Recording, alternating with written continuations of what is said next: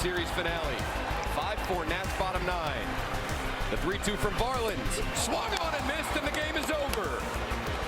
Gus Varland closes it out again, and the Nationals roll into Citi Field and take 2 of 3. They go 4-2 on this road trip from Chicago to the Big Apple.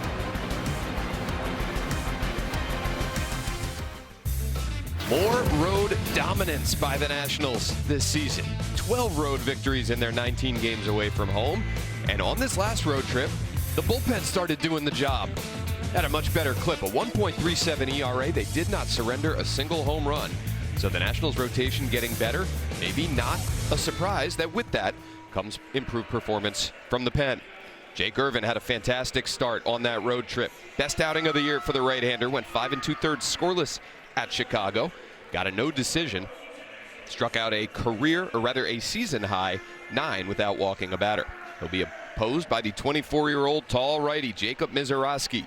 Made an all-star team last year after just 5 major league starts, and has backed up a strong debut performance last year with a 3.31 ERA through his first 6 starts this year.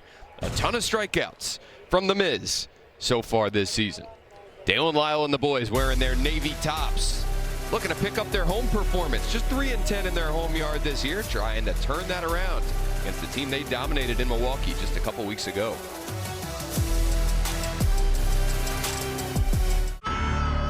The Nats closed the book on April with another solid road trip through Chicago and New York. Another highlight reel play from Jacob Young, and it's out of here. Brady House a grand slam here in the 4th. James Wood doing it all out in right field today. Back in D.C. tonight to host the Brewers team. They swept in Milwaukee just a few weeks ago. Into the second deck it goes. And the Nationals put up another crooked number in the late innings. Nationals baseball on a Friday night in the district.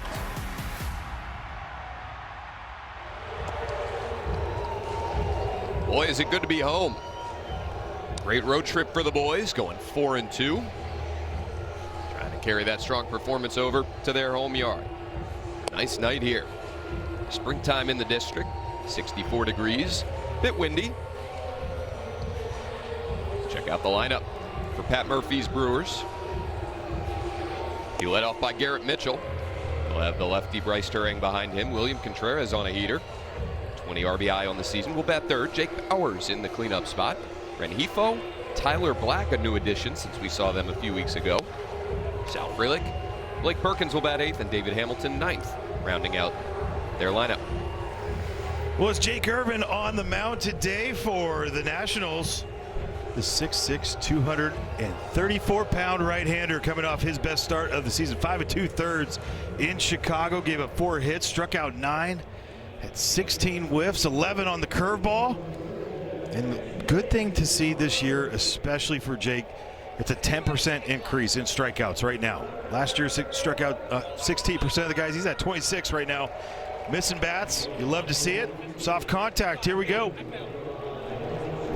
2 of the top 5 offenses in Major League Baseball in terms of runs per game. Brewers checking in the number 5 spot. 5.33 runs per ball game for them, batting .241 as a team. And leading the majors in stolen bases. Garrett Mitchell is in. Jake Irvin is ready. And a fastball away to start us off. Mitchell batting .244 on the season, .211 on their last home stands. Went 0 for 2 against Irvin in that start for Jake at Milwaukee. Well, that's not a good start. Let's go. 2-0. Here we go. Up now. 1 missing away, 1 missing in.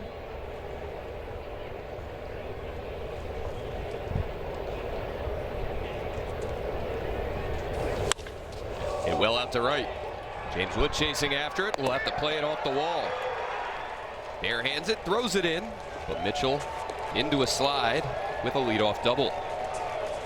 So Irvin falling behind, and then Mitchell making him pay. A little cutter down in the zone, trying to find it, trying to get ahead. Goes down 2-0, and really, you can look at any pitcher's stats for the most part. Clay Holmes is like one of the aberrations of that whole thing, as he was like 3 for 18 behind in the count. Guys were against him. you're going to be an all-star high school player, like the numbers you put up against most guys. Sinker missing down to Bryce Turang.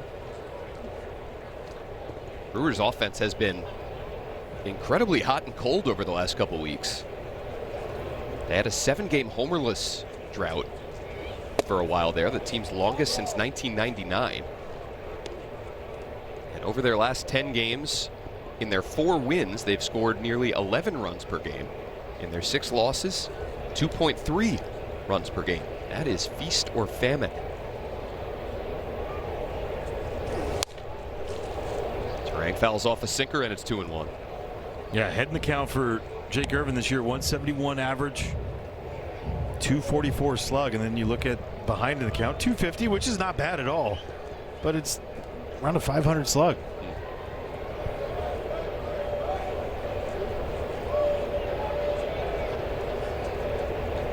Fires it 2-1 to Turang. Mills held it there for an extra half second. Called ball 3 by Junior Valentine. Turang, 26 years of age, off his best offensive season to date last year. The 3-1 to him. Swung on and missed. Good curveball. It really started here last year, where he had, I think, a home run in every game of the series, it felt like. Or more. Ended the year batting .288, 18 homers and 81 driven in to go along with 24 stolen bases.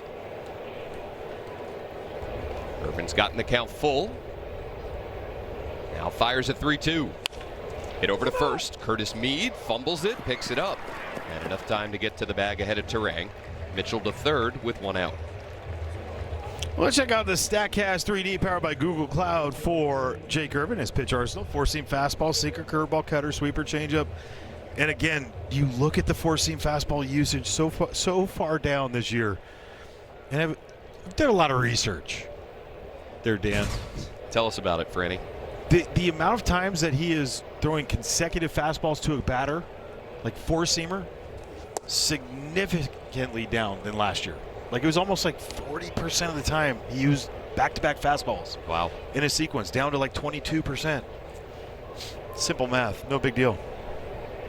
Faces William Contreras with Mitchell at third as the Nationals bring the infield in.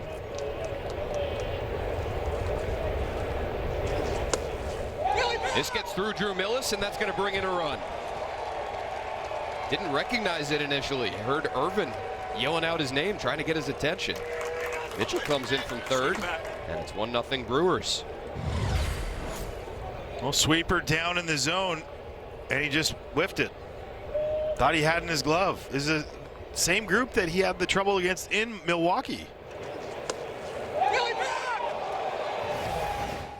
Good job by Jake, too, for communicating, talking. I mean, it's a little thing. It's in a negative moment, but it's something simple that any player could do. Now the third straight hitter that Irvin has fallen behind.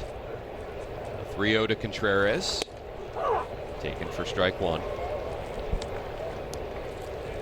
Contreras tied with Garrett Mitchell for the team lead in RBI with 20. Bryce Turang also that same total.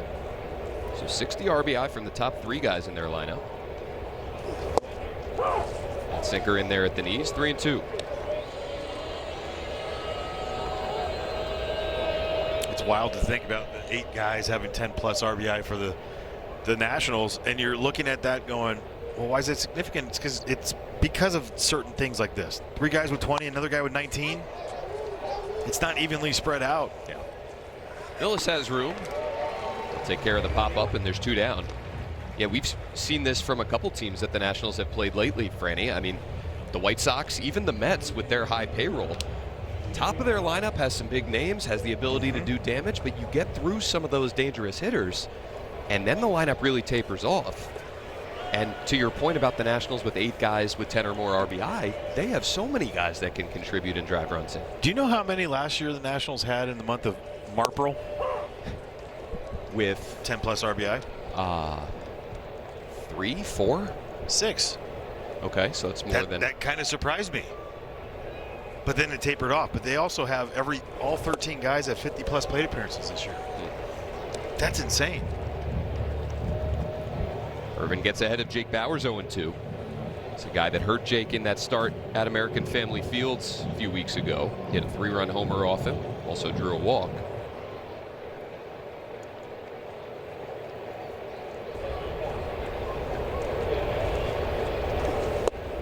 Yeah, that 6 total is surprising. Do you know who led?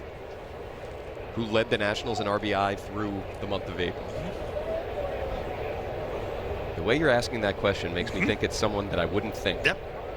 Nathaniel Lowe. Boom. Wow.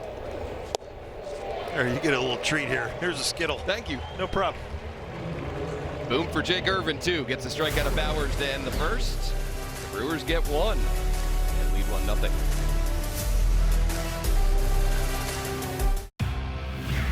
Brewers with an early run here on a Friday night in D.C.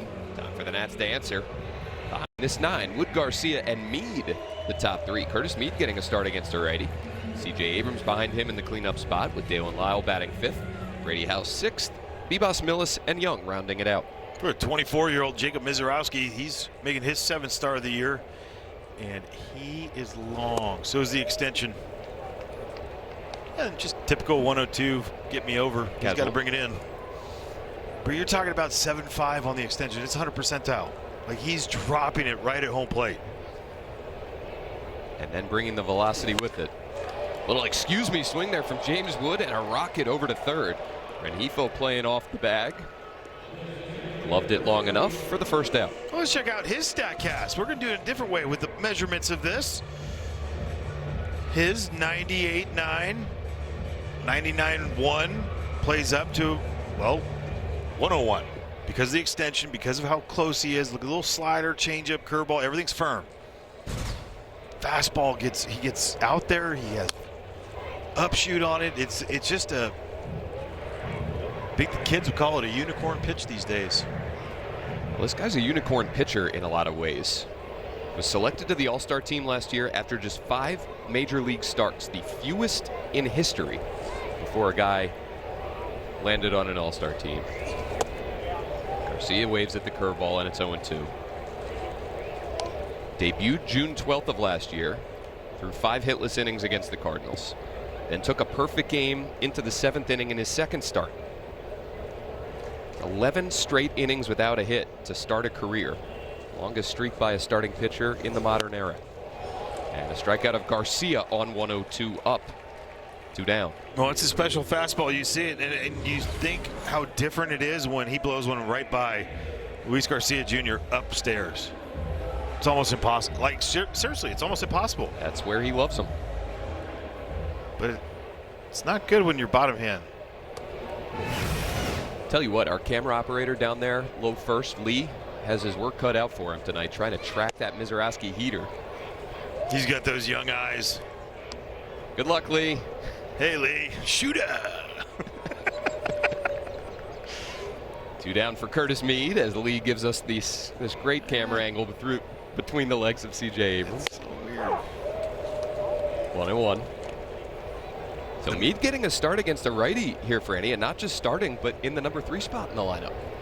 Blake Butera playing a little bit of a hot hand with Mead having a nice road trip.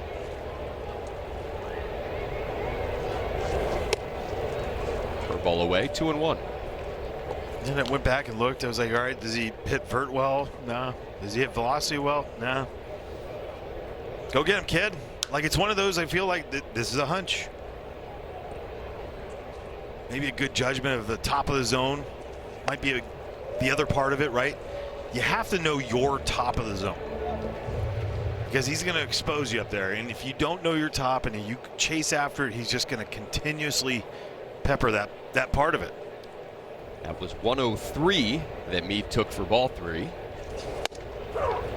Lays off that fastball, which apparently got the edge. 3-2. Reaction time right now is minuscule. Challenges have to be so tough against this guy. It's by you before you know it. Well, and think about, like, catchers, like, not all of them are going to stick them. Like, right there, Williams' glove kind of went back a little bit. Payoff pitch now to Mead. Missing away. So Curtis Mead battles, draws a 2-out walk. Well, let's take a look at that Brewers defense behind Jacob Mizorowski today with Blake Perkins in left field, Garrett Mitchell in center, and Sal Frelick in right. Good arms all the way around. Great wheels all the way around out there. Rengifo and Hamilton left side, Terang and Bowers on the right with William Contreras behind the plate. There's Pat Murphy. What's up, Murph? His team has stabilized things a little bit. 16-14 their record through their first 30. High heater to Abrams. Swung through for strike one. They are banged up right now. Not only are they without Christian Yelich, who got hurt when the Nationals were in Milwaukee a few weeks ago, still without Jackson Chourio and Andrew Vaughn, who are getting closer to returning. They also had Brandon Woodruff put on the IL as Abrams yanks one foul. Good news for them there is that their big right-handed starter got an MRI that came up clean. No issues with the shoulder, which has plagued him in the past. But just rest. Velocity was way down for him yesterday, so they pulled him before he was done 2 innings. Work his way back.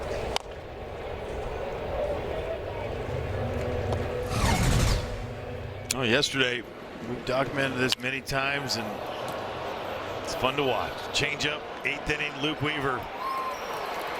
Carson Bench one. Get a better look at where it landed. And Jarrett Gonzalez's glove out there. Abrams takes the heater, 1-2. CJ 4th in the National League in RBI, 6th in OPS, and 5th in on-base percentage. I didn't have that. Nor I. I love it. He's done a lot of this too. Even if he falls behind in counts, fouling off pitches, laying off pitches off the edges.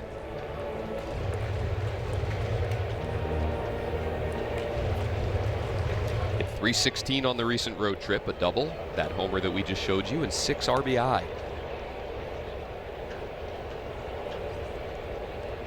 Mead off first as Abrams fouls off another. His balance, right? I mean, I feel like his ability to foul a couple pitches off, but if he didn't have that balance, if he was cheating on it, they would have exposed it on that curveball previous pitch. Such a good spot right now.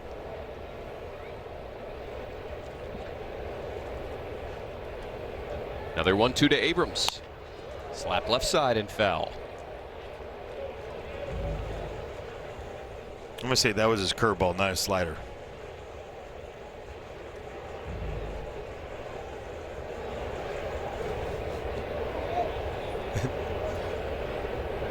Grateful Dead night here for William Contreras. Yeah, Love he's it. contributing. Love it.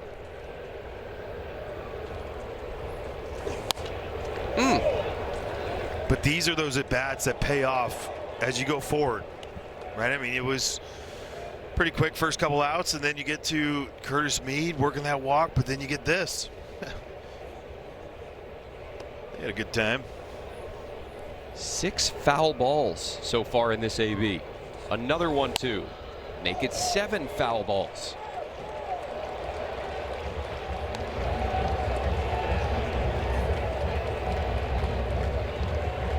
Smile there from Jacob Mizorowski. He's enjoying this battle. It's like, here comes the knuckleball kid. Yep. Nats have gotten that pitch count into the 20s for the big righty in this first inning. Abrams takes the curveball, 2-2. Just incredible. These are the bats I feel like fans hopefully understand, like whether it ends in a hit or, you know, him on base. It's a win. It's a huge win.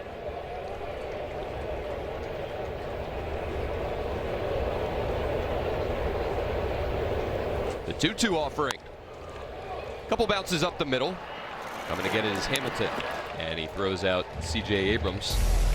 Grateful Dead night here at the Yard on a Friday evening in D.C. Milwaukee up 1-0.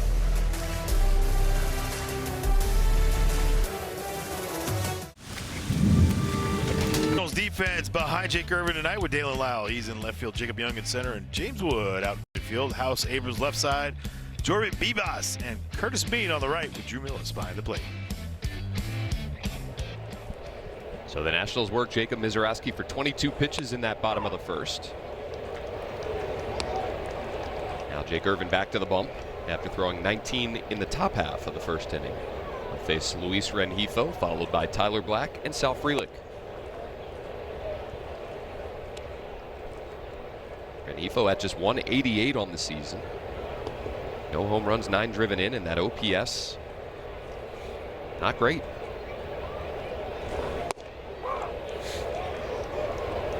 Signed for $3.5 million with the Brewers after 7 years with the Angels. Hit a combined 33 homers between the 2022 and 23 seasons. Yeah, 62 in his career. Power has dropped off the last couple of years. Moves back from that curveball, and it's 2-2.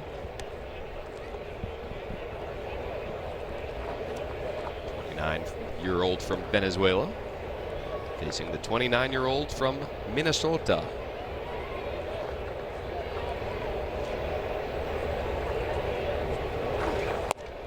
Curveball misses and the count goes full. Junior Valentine with the balls and strikes tonight. Jordan Baker, the crew chief, down at first. Rob Drake at second. And Stu Sherwater over at third. Another payoff pitch from Irvin.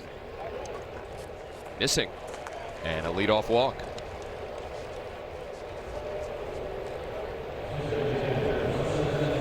Irvin did not issue a free pass in his last outing at the White Sox.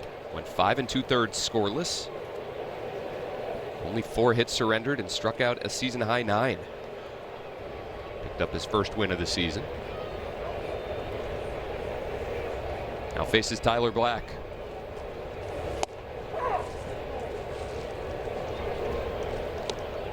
Five games so far in a Brewers uni for the 25-year-old Black. He's gotten off to a hot start. 7 for 18, 6 driven in.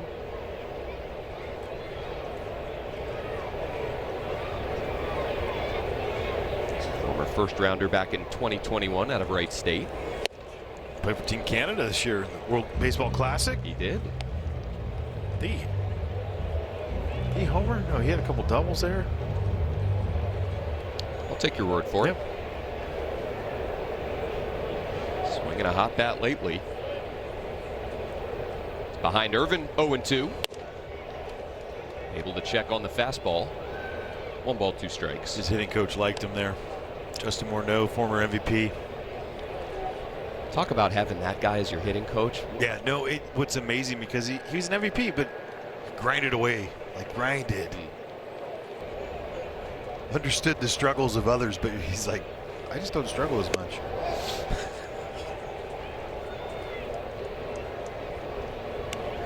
Black has worked the count even.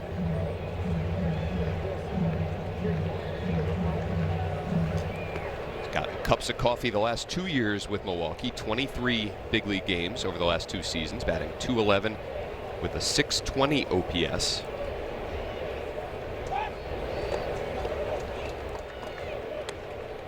As mentioned in the first inning, got to be aware of these Brewers base runners. 36 stolen bases for them as a team, most of any team in baseball.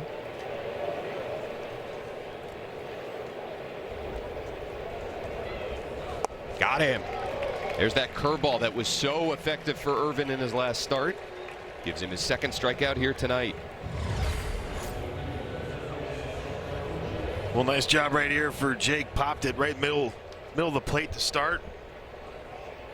The last second just dove right off the plate. Great pitch. Yeah, 11 swing and misses on it against Chicago, and it was not too yuck on someone's yum in the case of what you said the other day. Yeah. But remember, there were some severe shadows that both were. teams were having to deal with. Yep. I think the spin that day was one of those tough to pick up. Yeah. Nationals hitters talked about that after the game, that just seeing anything was a challenge. Yep. And Jake was really good. He attacked. He was ahead in count so often. Sal Frelick fouls one off, and it's 0-2.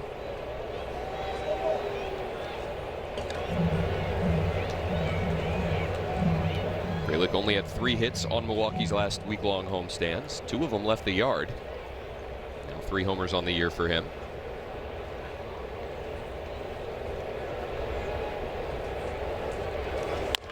Chops this one back to the mound. Irvin will take it. Flip to Meade. Advancing to second, Rengifo with 2 away. I know something small in that one, but Jake, just take it. Just grab it, take it to the bag. Don't even worry about that flip on that one. It's like the bullpen door. More times open, more chances that you could have for something, negative go on. Right. Well, same thing goes for flipping something right there. You never know. Did a great job just corralling it, making an easy play. So Rengifo in scoring position with 2 down for Blake Perkins.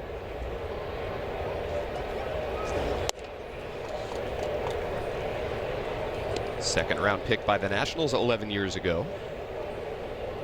Traded to Kansas City for Kelvin Herrera. Batting just 122 for Milwaukee this season.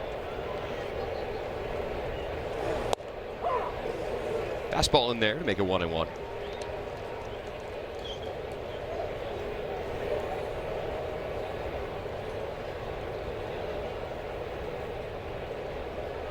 Just doesn't have the carry on that fastball right now. It's 2 miles an hour down. Yeah. Still has that good curveball. 1-2. I feel like the fastball velocity has been fairly consistent for Jake from start to start, in between starts, from inning to inning. For the most part, yeah. I mean, but we've seen it 93, 94 consistently, for sure. Another strikeout on the curveball for Irvin. This one looking. Perkins not able to fire on the curveball. So Jake Irvin, 3 Ks through 2 here tonight.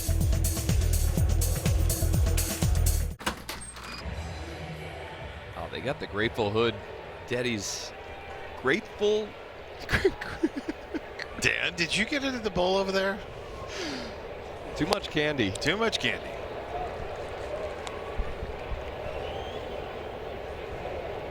The Grateful Dead hoodies. Those are awesome. They're sharp. Nice night for him, too. Yeah, we'll cover up too right there. See a little. Zarowski spikes a curveball, and it's 1-1 to Dalen Lyle, leading off bottom 2.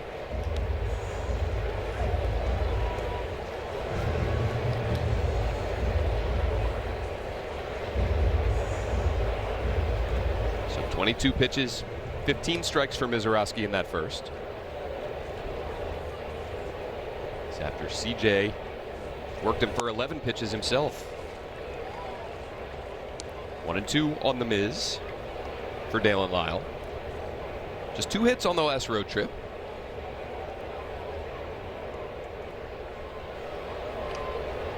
Trying to turn things around back here at home.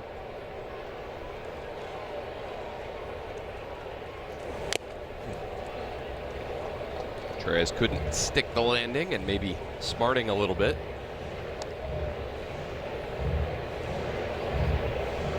I bet you that's like his worst.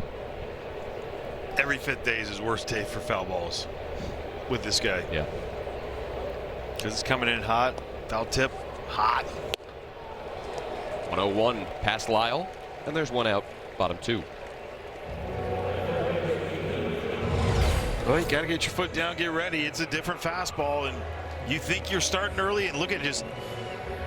You want to understand what carry is and staying on plane, and the ball just seems like it's rising. Look at how far under Dalen Lyle's bat is under the ball. Brady House now with 1 out. Well, Franny, I mean, you talk about the velocity. You talk about the carry on that fastball. Then you add in the extension that you were mentioning an inning ago. And you see why this 4-seam fastball is such a weapon for him. It's not just the numbers that you see on the radar gun. It's all the other characteristics that play into it. Yeah, everything. It is, in an era where fastballs are being thrown less and less, this singular pitch, his 4-seam fastball, is maybe the most devastating pitch in all of baseball. This is away with that one, and it's 3-0 to House. 35 strikeouts on his 4-seam fastball this year. Well, first time through the order all year, he's throwing it 70% of the time. It really doesn't drop off dramatically. goes 69, 70% to 56, 56. Second time and third time. Still a heavy usage. The 3-1 to House. Taken for ball 4. So Brady continuing to mix in some walks here and there. And he's aboard with 1 out here in the second. Well, cheers to happy hour at Nationals Park. Get select 12-ounce beers for $5 and select 12-ounce hard seltzers and teas for $6. Every home game before first pitch. For more information, head to nationals.com/happy hour. Jerry? One aboard for Jorbit Vivas.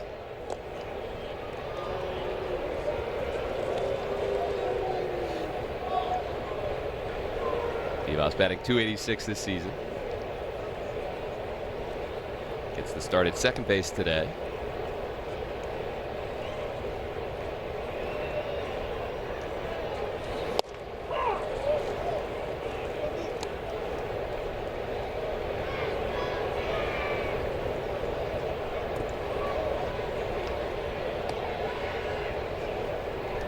House to lead off first.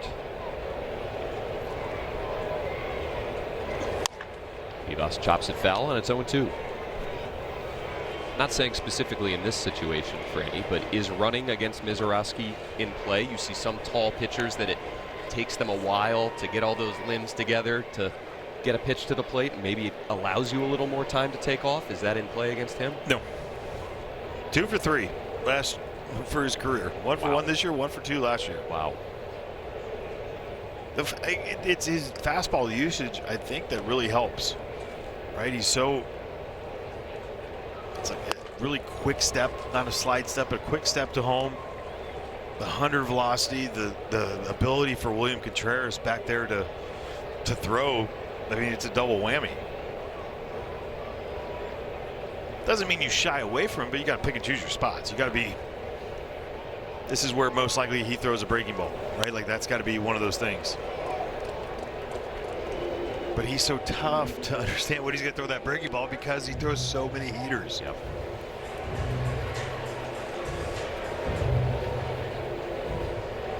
.24 years of age out of Blue Springs, Missouri.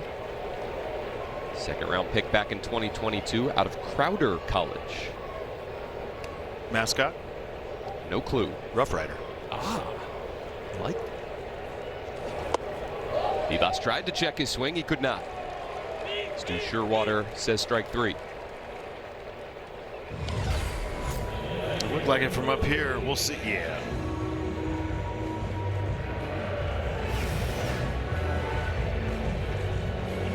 I'm sure there's a stat where you could have who has the most like check swing punch outs. I'm sure he's got to be top of the list. You would think. Drew Millis bats with 2 down. Takes strike 1. And he's going to challenge. The catcher is challenging, or the batter is challenging the pitch. And it looks like he's going to lose. ABS powered by T-Mobile.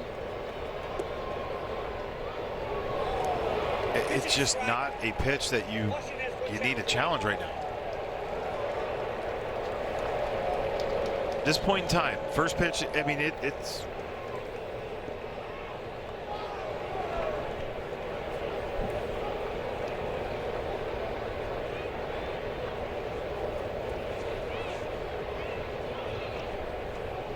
The 0-1.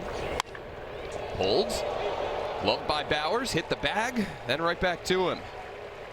So Mizorowski strands 1 in the second. The Brewers keep their 1-run lead.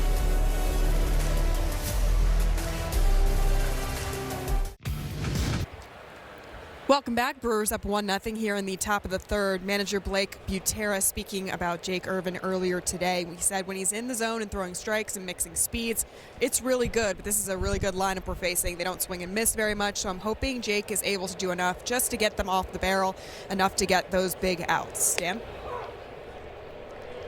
Thank you, Alexa. Build off that really good one his last time out. He's allowed 1 run through 2 innings today. He'll face 9-1-2 here, top 3. Hamilton, Mitchell, and Terang.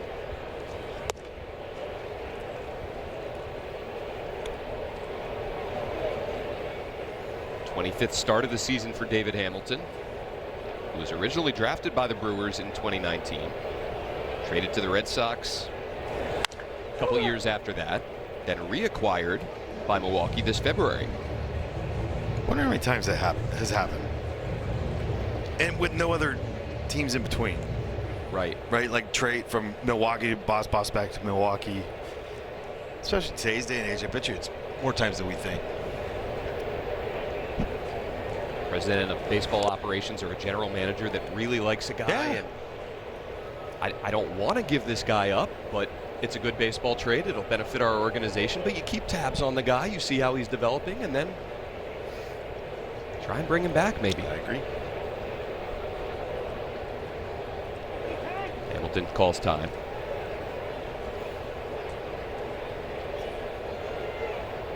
It's a little bit of a surprising trade with Boston. Milwaukee trading Caleb Durbin, 2 others, to the Red Sox for Harrison and Hamilton. Curveball misses, 3-2. This is a Brewers team that has always been active in the trade market. They kind of have to be, right? Yep. They embrace who they are. Yeah.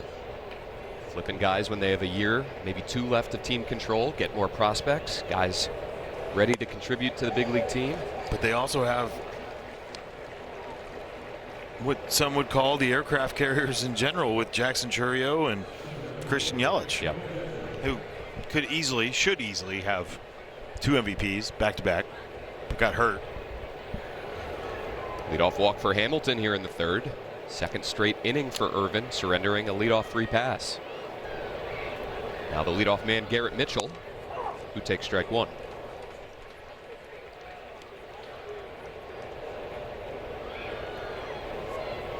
So the Brewers now with a leadoff man aboard in 3 straight frames, including Mitchell's leadoff double in the 1st.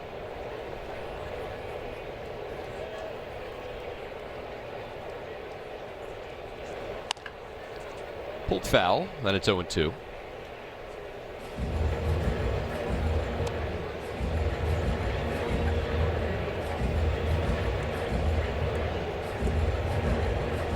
Mitchell, one of those 3 athletic outfielders that Franny was talking about going through the Brewers defense. Mitchell, Frelick, Perkins, throw Bryce Terang into the mix as well. Guys that can run, that can defend. And take strike 3s. Mitchell looks at the fastball in there, and there's 1 out in the 3rd. Oh, sneak the heater right by him. Again, we talk about Mizorowski's extension. Jake has his, right? So his 90 right now plays still 92. Still a little deceptive on it.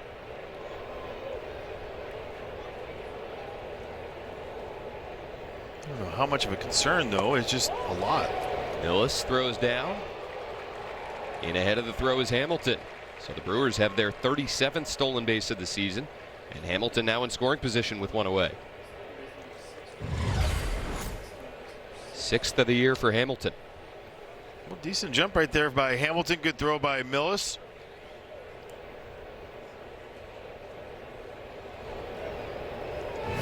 Fifth stolen base against Jake Irvin this year. Hamilton hopping around down there at second now. And 2-0 to Terang.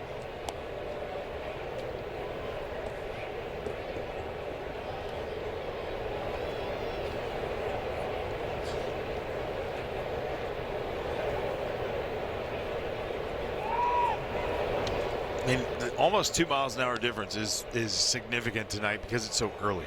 And I don't mean to harp on it, but I mean, the other day, I mean, it was really 93, 94 the entire time. And it just made that curveball that much better. Now he's still getting the swing and miss today on the curveball. But seeing that fastball for strike 3 to Mitchell that caught him looking at 90 is just a little jarring. Mm-hmm.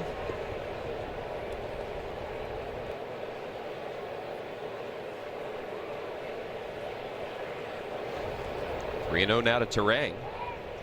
Again, they throw in behind Mitchell, or Hamilton, rather. I mean, we've only seen 1 swing on a 4-seamer. That's odd. Yeah. Yeah, Dan. Yeah, Dan. And that sinker misses away at 89. 4-pitch walk issued to Terang. 2 walks in the inning. 3 overall for Irvin. Yeah, and all 3 of the 4 being on the curveball. Great tight spin right there. It just hovers at the top and then drops down. I mean, the moment you see these guys commit, they commit now, and then it goes. Right? I mean, that's a great curveball. Jake's got one going, even without that fastball velocity right now. Dangerous spot here. 2 on, 1 out for William Contreras. Guy who has hit Jake Irvin pretty hard in their career matchups. Contreras coming into the game 5 for 17. 2 homers and a double off Jake.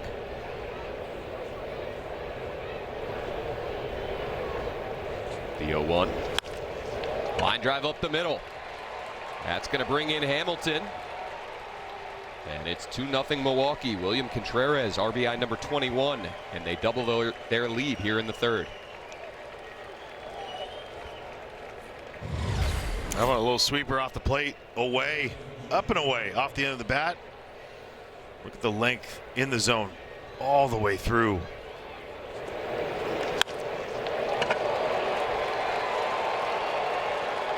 Surprised that Terang didn't go first and third on that one.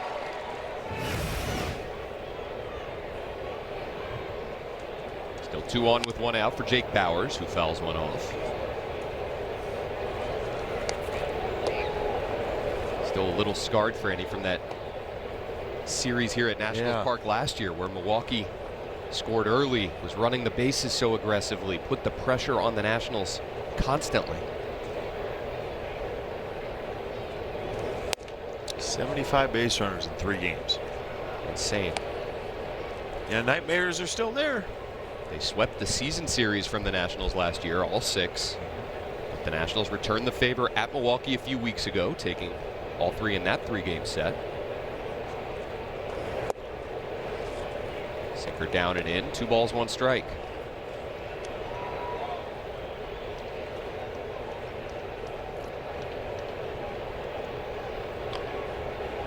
He had 5 walks at Milwaukee. Yeah. Season high. Had 3 at Pittsburgh right after that, and then back-to-back none. And maybe that's the ebbs and flows of the season, right? Is like you're going to start seeing that, but for Jake, it's never really been about the walk.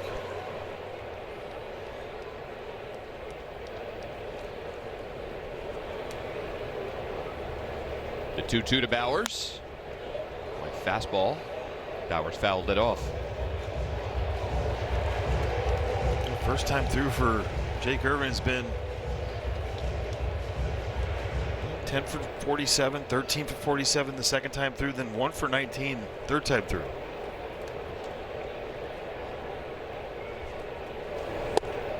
That one to the edge. 2 strikeouts in the inning for Irvin, both called on heaters. 5 Ks overall. A good fastball on the outside part. Jake Bauers looking spin.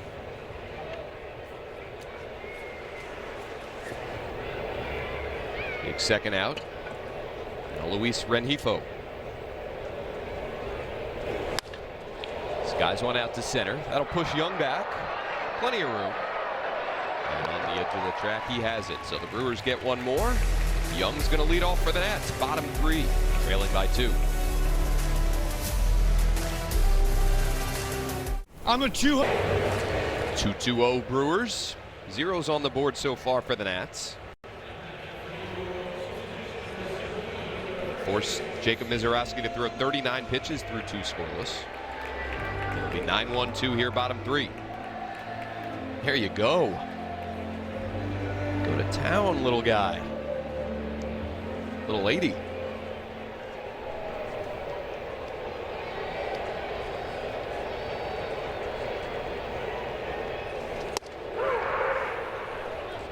Fastball down and away to Jacob Young. What was that? I don't know. It sounded like a dinosaur.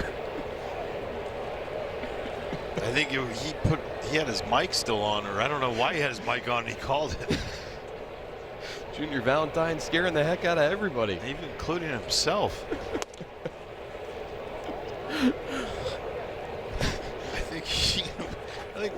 Contreras is still laughing too. Like, what was that?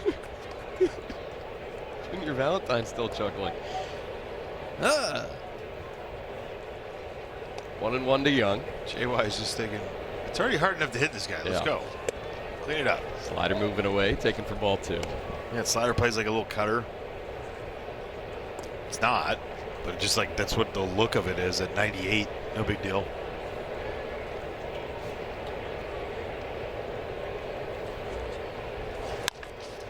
Chopper left side. Rengifo backs up a few steps and throws out Young. Top of the order now, James Wood. First in the National League in walks, tied for first in runs scored.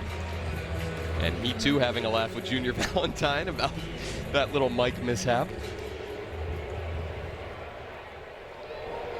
Well, because where he was that speakers right there. Yeah. They've cranked up the volume on those things over the last year or so.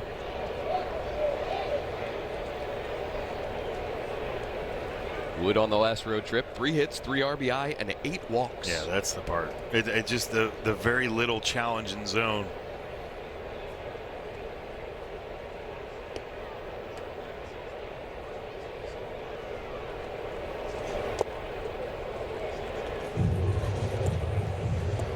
Gotta just feel like right now James is 2-0, driver's seat. Guy throws just tons of heaters, got back-to-back curveball. There's no way anything else, right? I'm selling out fastball. Let's see what he gets. The 2-0 coming. Heater away. At least we guessed right. Yeah. Difference is James took. I would have sworn. Yeah, you trying to send one out to half street. Is he swinging in a 3-0? He is. Barrels one over to first. Ready for it was Jake Bowers, and there's 2 down. If you're going to swing 3-0, homer or foul or hit it ball hard, 112 off the bat.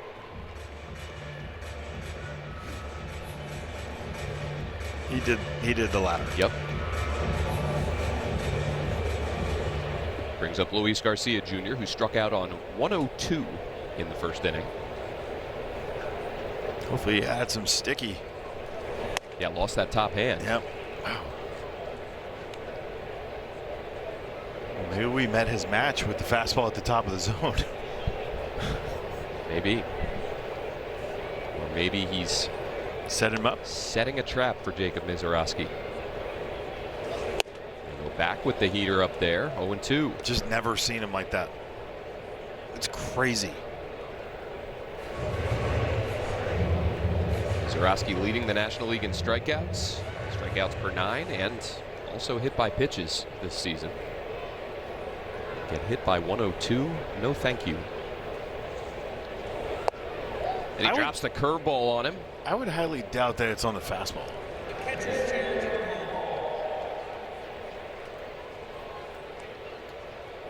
So Contreras trying to steal a strikeout here. The pitch is a ball. Milwaukee has 1 challenge remaining. Would Gene Steratore think that with an index card? All right, just 0.2 of an inch. So the at-bat continues. 1-2 to Garcia. 18 for 35 now for William Contreras. 35 challenges. Let's eat. League overall right now is 1,047 successful over 1,969. 53%. Which is right about what it was in the minor leagues when Major League Baseball was testing the system there. Fastball away. Mizorowski stumbles a bit. 2-2. Consistently right there around 52%, 53% in spring training when they tested it last year at the Major League level. The same. Catcher 60% though. That is higher than what it's been in the minors. 2-2 now. Gets away from Mizorowski again.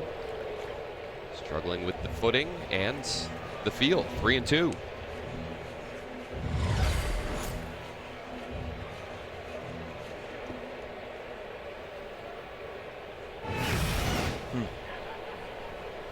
Didn't look like he slipped.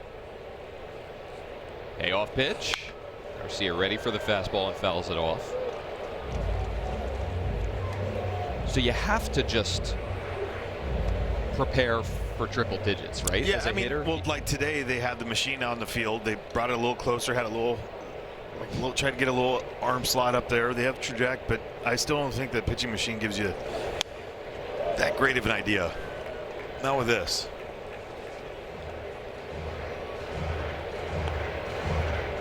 You can only try and replicate so much. Exactly, and you might give yourself the best idea of what it's going to be, but then you got to get out there and compete. This guy's throwing bullets at 102 with a 96-mile-an-hour slider.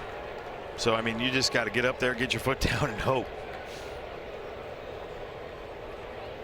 Another 3-2. Swung on and missed. Fastball got Garcia again. A 1-2-3 third for the 24-year-old flamethrower.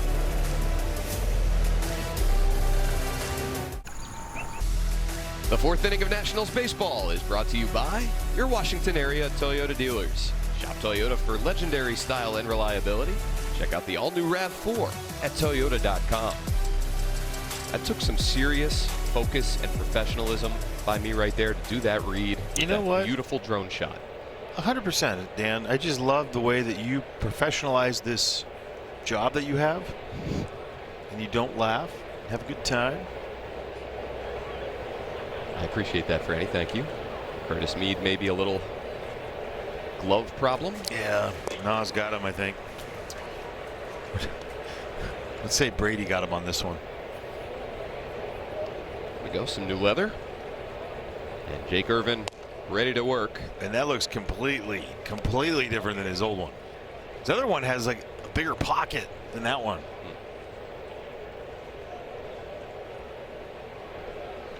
Tyler Black to lead off top four. Sal Frelick and Blake Perkins to follow for Milwaukee.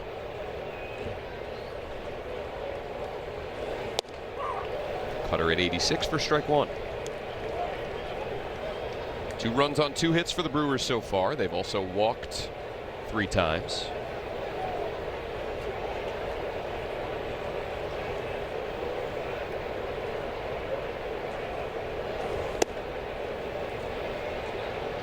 Fastball at 89. 1-1.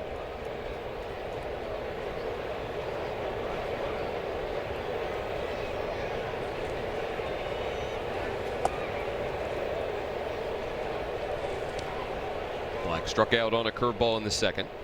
I just remember like just that Chicago game, whether he got the swing and miss on that curveball, his curveball was landed for a strike often. Yeah. Like it was awesome. It was. Tell me if you disagree. It looked like more of a vertical breaking curveball that day. Not the sweeping one. This is more sweep on it, moving into the lefties more.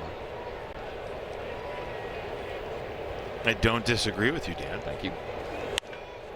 Black slaps one down the left field line and fair into the corner.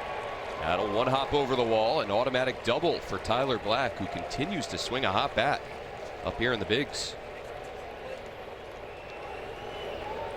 Just flipped that out there too. Up and away on the 4-seam fastball, but again, it's at 89.7 and just take away a lot of the lower half.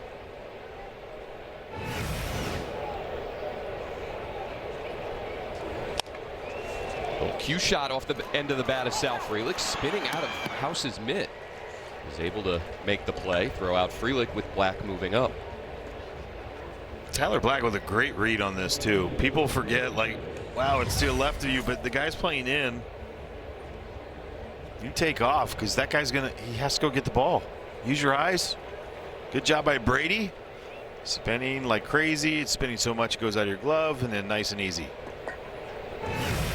Infield in again for the Nats, with Black at third and 1 out. Like Perkins taking strike one.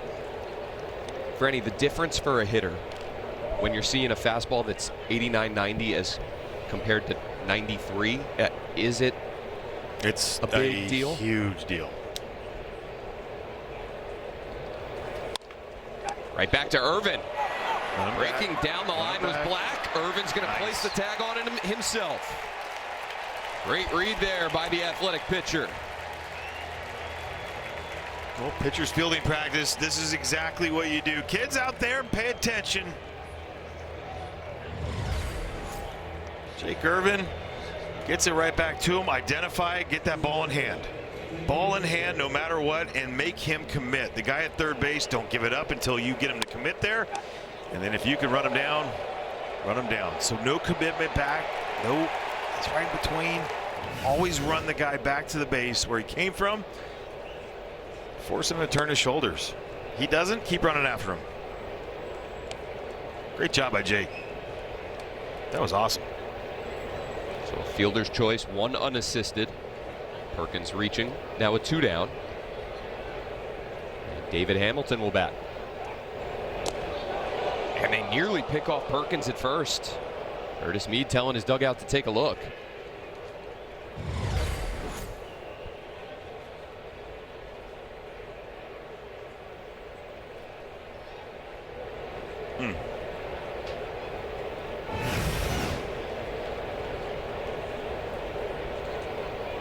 David Hamilton, 5 bunt hits this year.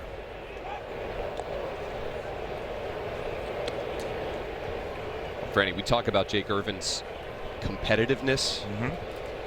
A guy that's looking for outs even when he doesn't have his best stuff. Able to cut down a runner between third and home. Trying to pick off Perkins. This one's drilled out to right. Back on it is Wood. Short of the wall. He has it. So Irvin gets through the 4th. Still 2-0 Milwaukee.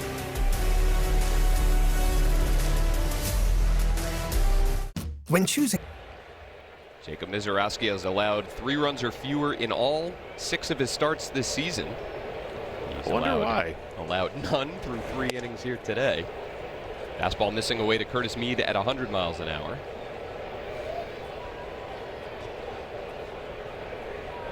That 100 miles an hour that Curtis Mead just saw probably looked a little slow.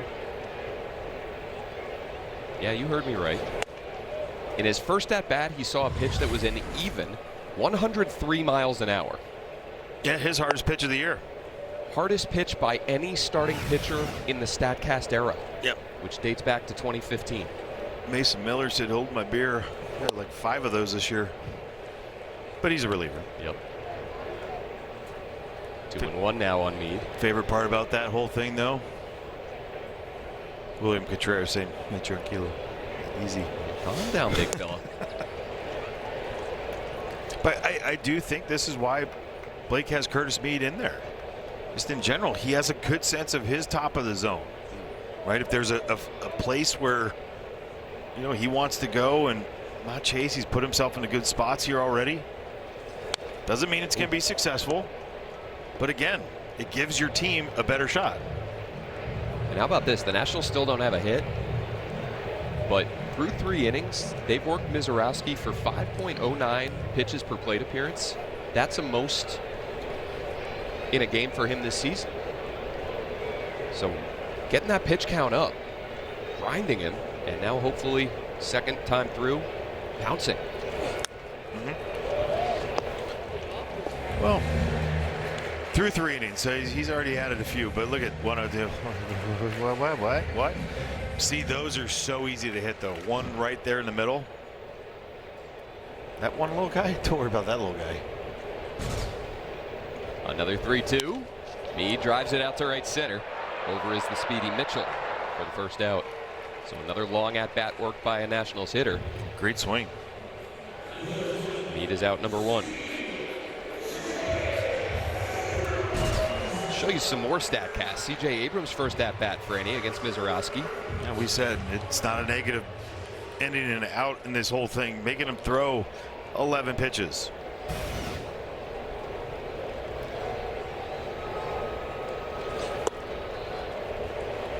He did in a ground ball to short.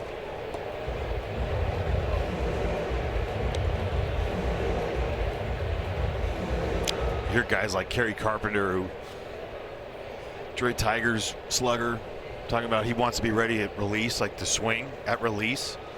Now I get it when it comes to guys like this. Abrams launches one down the right field line. Over into the corner is Frelick, and he has it.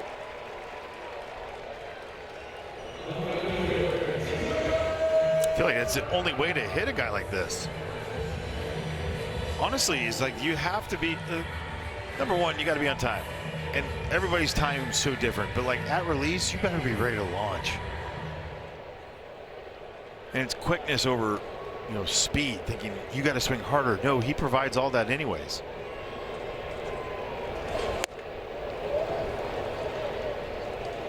One on Dale and Lyle. So you got to be ready for the pitch at release. But then you have to be able to adjust to the spin, the slider, mid-90s. Yeah, that's the easy stuff there, Then man. the curveball. Yeah, that's the easy stuff. 0-2.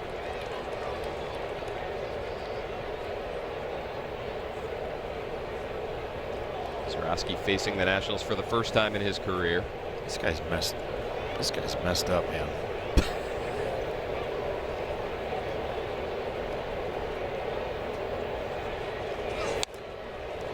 Fouls that one off, stays alive.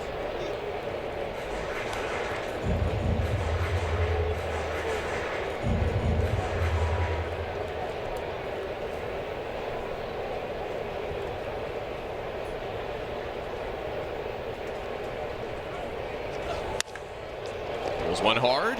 Right there is Jake Bauers. Even when the Nationals have made good contact against Mizorowski tonight, the Brewer has been right there. 100 years ago. It's the best day of the week.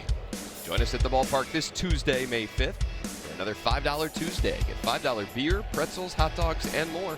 Grab your tickets now at nationals.com/5Tuesday. First pitch cutter from Irvin in there for strike one to Garrett Mitchell. Beautiful May evening here in D.C. Ripple in those clouds. Going to be missing this weather in about 3 weeks when it's 98 degrees and muggy.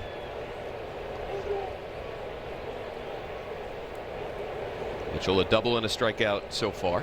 Not gonna lie, Dan, I can't wait for the 98 and muggy. Yeah, that makes one of us. I mean, you should love it because of how much I dislike the cold. Yes. I don't actually dislike the cold. I just need to have the proper amount of clothing. Yeah. And you always want to wear like a polo kids. shirt. You're like my kids. They're just like. God forbid I want to wear a quarter zip on the air. God forbid. So East Coast of you. The 2-2 to Mitchell. Rolled over to first. Curtis Mead will take it himself. And there's one out. We got some new gear that we're sporting tonight and over the course of this homestand. Looks good. I think so. Thank you to Wendy Bailey. Thank you, Wendy. Sarah Wilk. Sarah Wilk helping us get By some the new way, swag. We should just start like bringing it out every inning. Like, hey, this people are going to see it, love it. Comfy too. 92 on that two-seamer from Irvin. Gets ahead of Bryce Terang. Good Friday night crowd here on May 1st. It is Friday, right? That it is. That's when you know you're in the baseball season. Yep, no idea what day of the week it is. Do we have a game? If so, is it a night game or a day game? Yeah, see, now that used to be the easy one. Now everyone wants to be cool with all the different times and everything. Yeah. Love it. The 0-2 to Terang. Her ball hit through the whole right side. And that is the first hit by an opposing batter this year against the Jake Irvin curveball. A little roller through the four-hole.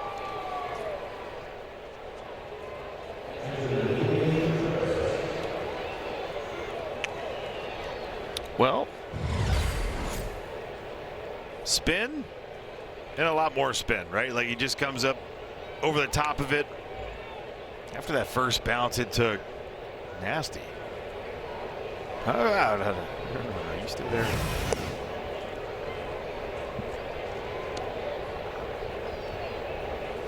It's a good player. Not a good player, he's a great player. Opposing hitters now 1 for 23 against Irvin's curveball.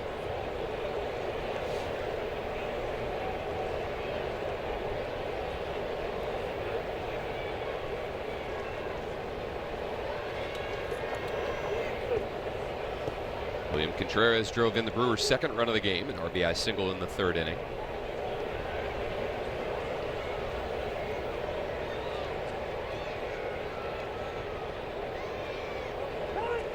Long hold by Irvin and time called by the hitter.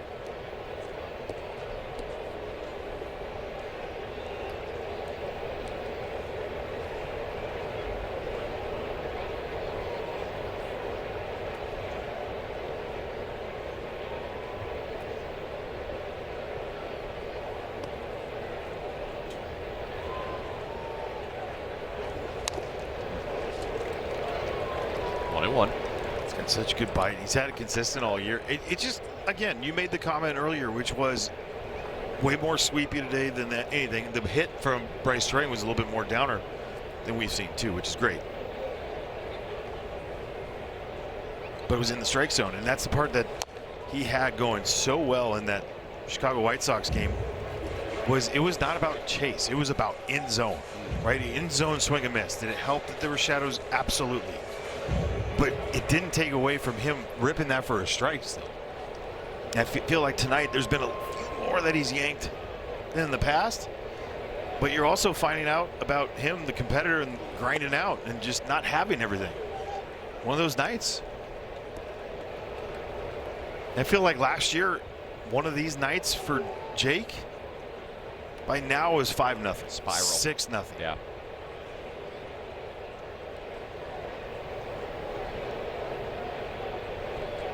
Comes home with the 2-2 to Contreras, which is lined out to left. 2 hits on the day for William Contreras. That puts 2 on with 1 out here in the 5th. And just another great curveball. And some guys just have your number. Look at where this pitch is. It's a shiny bell. Way down, well below the knees.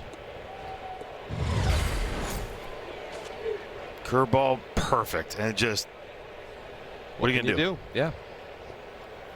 Hang with him. Just that length and that swing from William Contreras. Good hitter. Now 7 for 20 career against Irvin. Jake Bauers able to check his swing. Struck out swinging at a curveball in the first inning, looking at a fastball in the third. Way to go on that curveball stat. Yeah, I know. Dan. I dropped it after the hit, though, so it wasn't my fault. But you were thinking it. So therefore, it can't have those thoughts. Got to get them out. Irvin falls behind Bauers 2-0.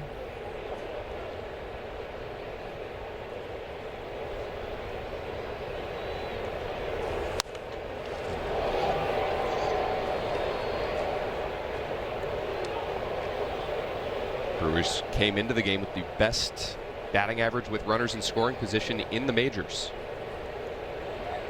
Only hit 22 home runs as a team. 3rd fewest in the majors. Didn't they go like 7 or 8 games in a row without one? 7, yeah. Another good curveball, 2-2. All right, so first at bat, curveball got him. Swing and miss. Last at bat against Jake Bauers, fastball away. Stunned him. Got him. Now Jake Bauers is like, this is where, as a hitter, you're going, I had to pick one. Head spinning. Pick one. Durang at second, Contreras at first. The 2-2. Back to the curveball hit foul. And I think that would be the one I would go to in general, just based on what he has had the most success with tonight, has been the curveball. That's why he's going to stun him with the fastball again. Or do you run back that two-seamer, try to front hip him? Stuck with the curveball, and Bauers just got a piece of it. Just another great one. Fantastic curveball.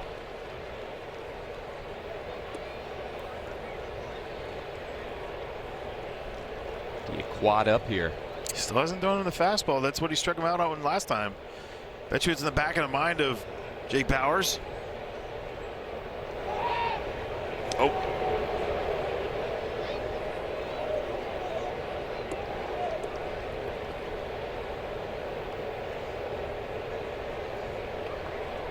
I like CJ doing that on that. You just get maybe a guy out there that's comfortable, sees everything that's in.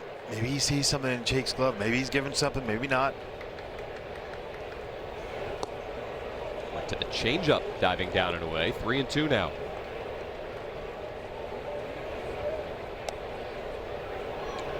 Got some action going on in the pen.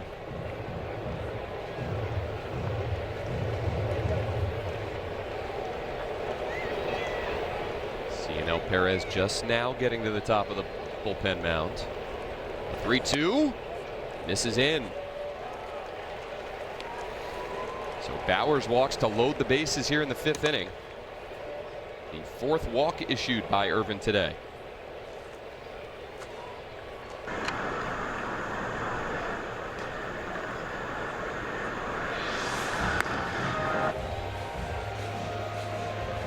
So 9 of his 15 walks this year have come to Milwaukee. Yep.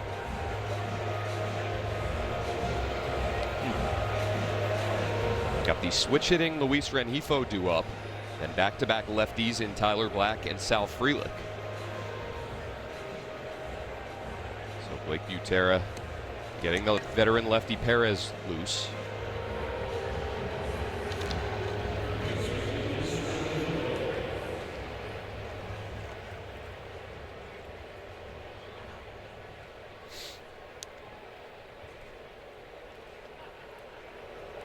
Turang at third, Contreras at second, Bowers at first, and in steps Rengifo.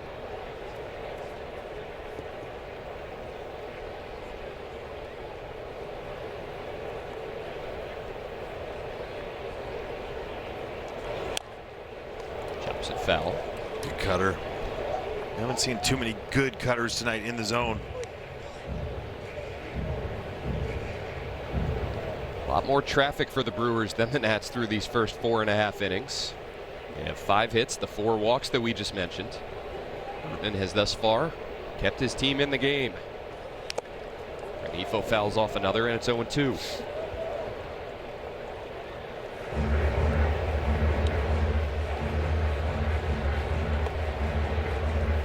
Cutter. What does that set up for you? Change up? Moving away?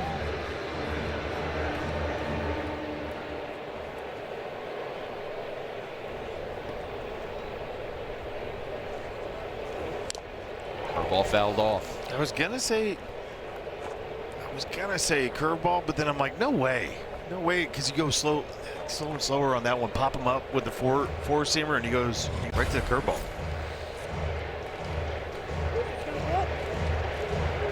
But I like where they started that one. I mean, that initially was where the first cutter started, right? Was up in the zone. So pop it up there and then see if you get the swing and miss. He was close.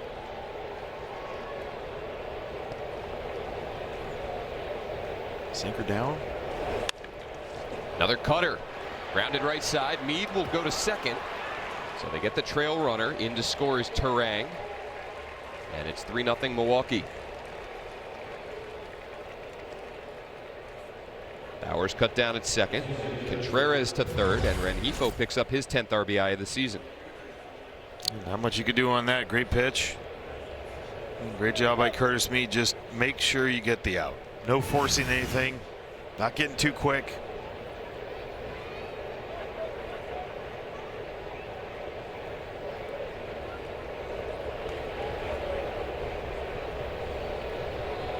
They're at the corners now for Tyler Black with 2 out. Out to left. Dalen Lyle sprinting after it. He won't get there.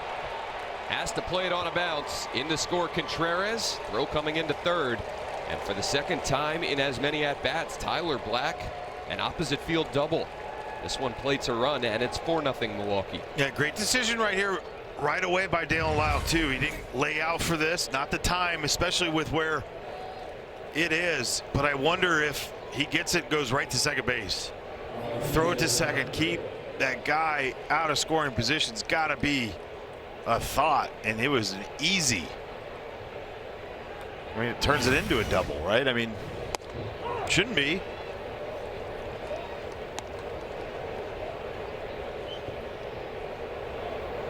So Black now 6 games in the major leagues this season. He has 7 RBI.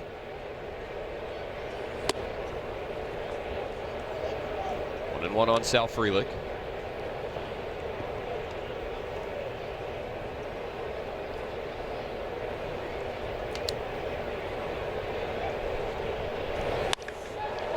Lined out to right. James Wood is there and has to leap to make the play.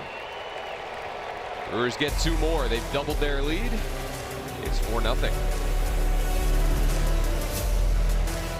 Baseball. Dugout chat here between Jake Irvin and Simon Matthews. Jake's certainly done it now after 5 innings, allowing 4 runs, 3 of which were earned, 6 hits, 4 walks. Did strike out 5. Needs some help from the bats. Nationals trailing by 4 to the home half of the 5th. Still looking for their first hit against Jacob Mizorowski.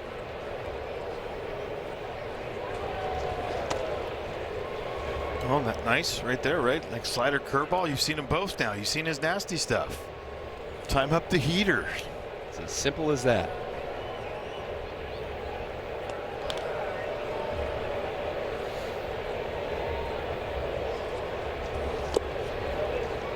Two and one. Nope. Twice last year he had no hitters through 4 innings. Jacob Mizorowski went in 6 against Minnesota and then 5 versus the Cardinals.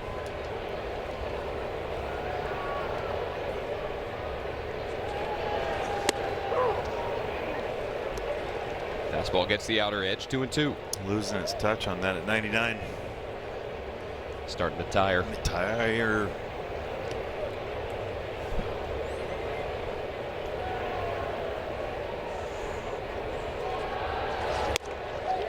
Half swing there from House. All right, not tired. 101 past him for the first out here in the 5th. Take a look at the schedule coming up for these Nats. Get through the weekend against Milwaukee. A rare day off at home. And the Twins and Josh Bell come to town for 3. Next road trip from Miami to Cincinnati for the Battle of the Beltways. Middle of the month.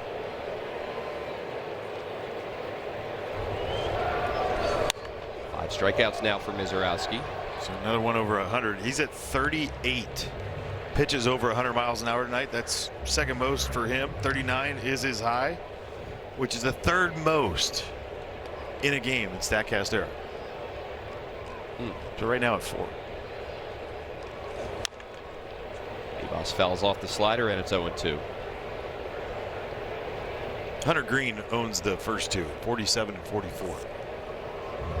47 pitches in a single outing, over 100 miles an hour. It's hard to process.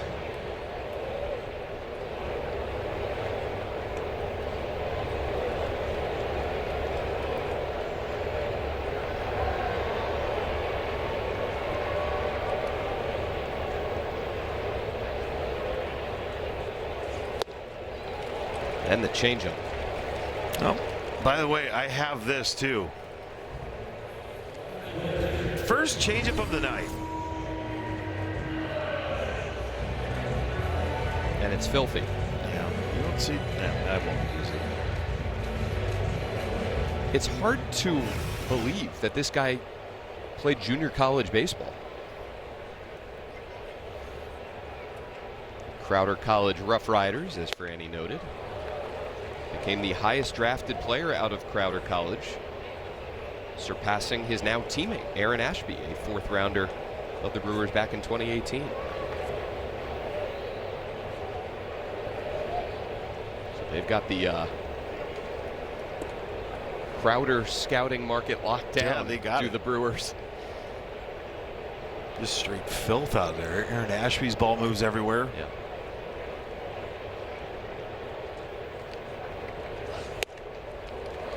Can't get to the high heater. 0-2. So there's the 40th. So that's now 3rd. That's the most he's ever thrown in a single start. 40 through 79 pitches. Yeah, it's kind of crazy. Now that you said that, I was like, wow, that is a lot. And then to the inner 3rd. Sets Millis down on 3 pitches and strikes out the side in the 5th.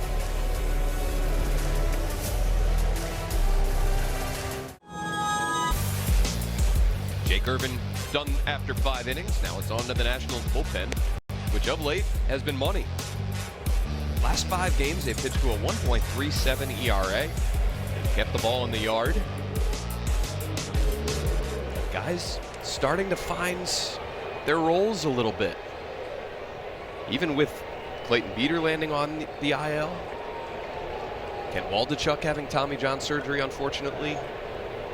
Guys are starting to settle in a little bit, so it's Cionel Perez here, top 6. They'll get 8, 9, and 1. Perkins, Hamilton, and Mitchell. And Cionel Perez wants to challenge that one. It was not seen by Junior Valentine. Perez asked for a challenge, but Valentine not on it. Well, 16th game for Cionel Perez. You see the curveball, 4-seamers, sinker in the slurve. Line down the right field line. Slicing foul.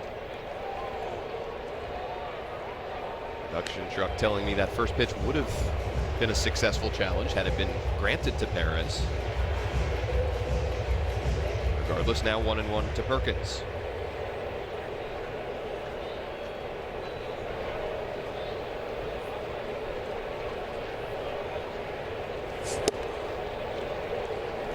Two balls, 1 strike.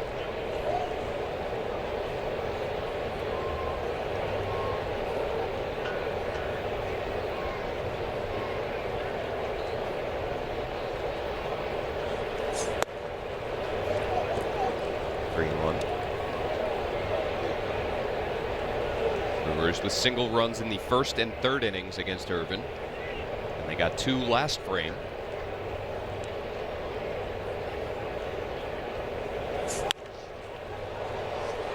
Popped up right side. Playable perhaps for Meade. A basket catch with a different glove. Nicely done there in foul ground for the first out. Yeah, that's the backup glove. Get him out of the way. Drew, nice job. Way to listen. Right into the pocket.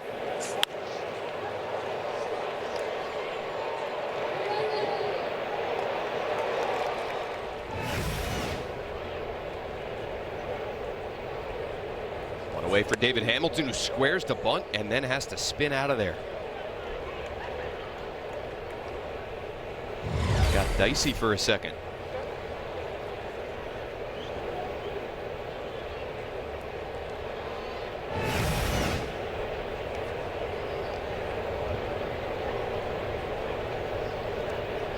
Hamilton walked, stole a base, and scored in the third inning. Another one up and in. 2-0.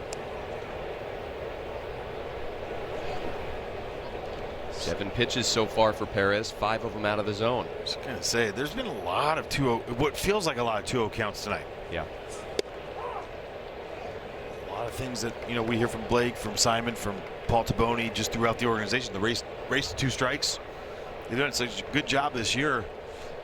Putting away guys has been the problem, but the 2-0 counts, I would say, for most has been I could say non-factor, but it's been very minimal this year. Abrams arranging back to catch that pop up, so 2 straight pop flies caught by Meade and Abrams. 2 down for Garrett Mitchell. It does feel, Franny, like that has improved from the Nationals bullpen of late. Yes, Dan, I think so too. Maybe leading to those improved numbers that we saw over the last 5 games. But through the first few weeks of the season, such a problem. First batter faced walks, constantly falling behind.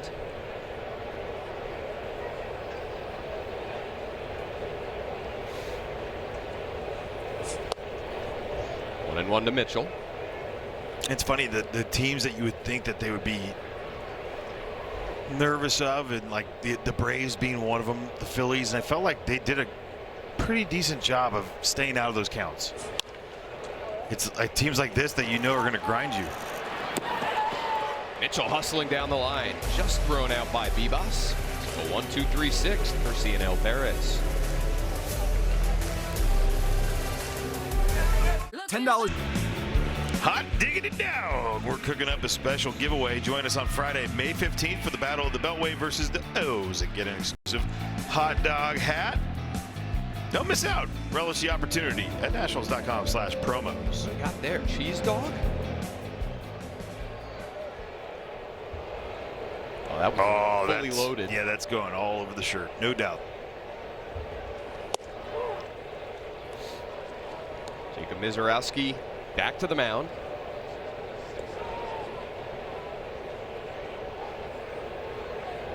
Seven strikeouts through 5. Nationals still looking for their first hit. Last time the Brewers had a pitcher that threw a no-hitter through 5 was last year against the Nats. 5 1/3 by Freddie Peralta. Enough already, guys. Young, Wood, and Garcia here, bottom 6. To the outer edge. It's not just the velocity. He seems to be placing it pretty much wherever he wants to. This is not wildly flinging. No, he's triple digits. He's doing a couple down the middle, but that's the margin of error you have. You Sure. could do that, but yeah, for the most part, it's been outside corner whenever. And that one runs back. Strikeout number 8 for Mizorowski. You know, almost feels like a little Jacob deGrom-esque. Yes. Right where that down and away to fastball to the right-handers, he just threw at will. Still doing it. 4 straight Ks for Mizorowski. But he's throwing enough off speed where you see a couple guys just taking him. So many times nowadays you get to a 2-strike count and you just assume spin is coming. Got a guy that likes and trusts his heater that much. Oh no.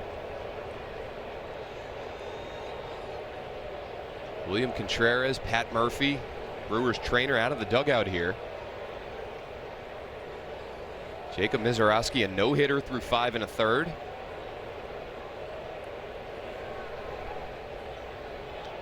And now apparently something isn't right.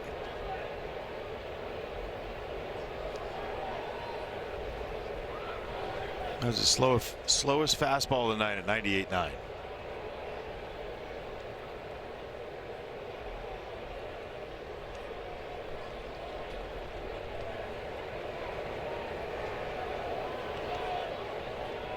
Did he point at something on the trainer's back, like back of his leg?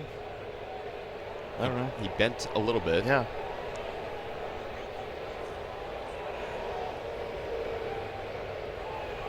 I wonder Crowder State College to be here, huh? Yeah.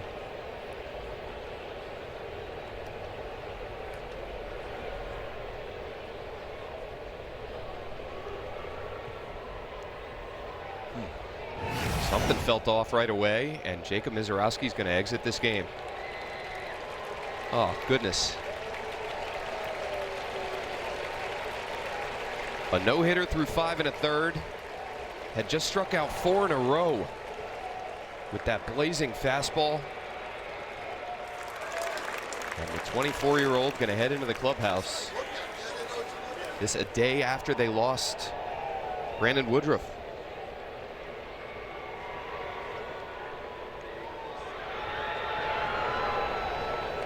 We hope he's okay. Mizorowski out. Aaron Ashby will come in here, bottom 6. Nationals down 4-0.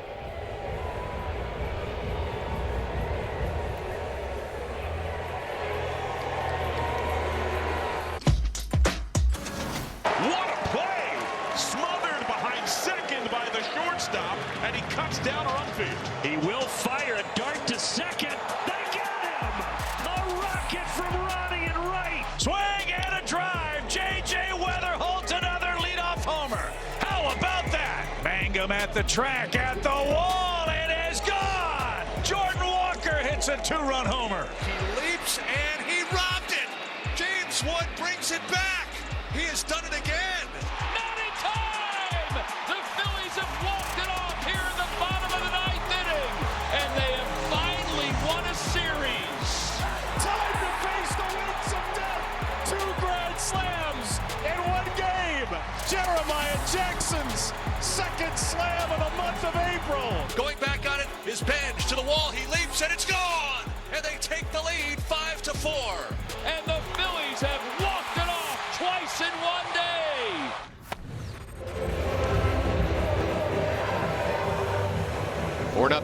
Brewers as we play on here, bottom 6. Still no hits for the Nationals. Jacob Misiorowski exiting this game after 5 1/3. Struck out 8, including 4 consecutive hitters. And Franny, let's take a look yet again at the last pitch that he threw before departing. Yeah, and he didn't show anything like as far as he really held his hand like he always does, kind of like pinching at it. I don't know. And 98.9 was the slowest fastball that he had all night. What, 43 pitches, I believe, over 100 tonight. He retired 12 straight. Most since Sean Burke against the Nats on that last game of the series in Chicago. But tons of swing and miss, tons of really. I mean, I feel like there's the most swords that we've seen all night in one night for any Nationals hitters. 18 swing and misses, 13 on the fastball.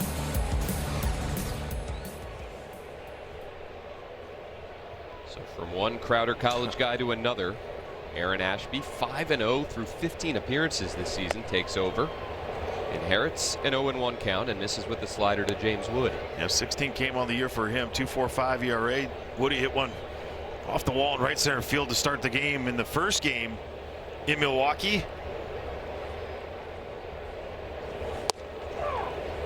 Nasty sinker, curveball, slider combo. Has a changeup to go along with it, but that sinker just moves a ton. Almost equate him to like the Johnny Venners or Eric O'Flaherty type, you know, from the Braves back a few years.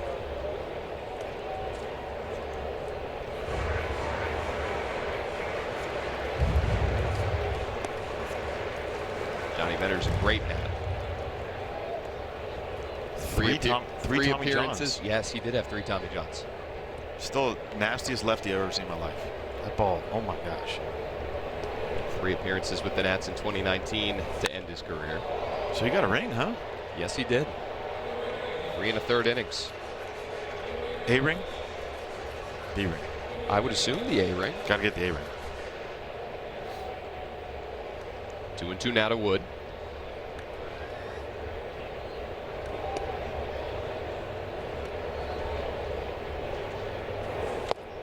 Swung on and missed. Ball gets away from Contreras, who will throw down casually for the second out.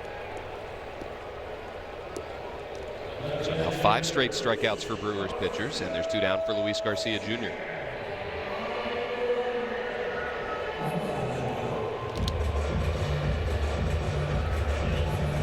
Well, 30 runs scored for James Wood, #1 in the game coming in to tonight.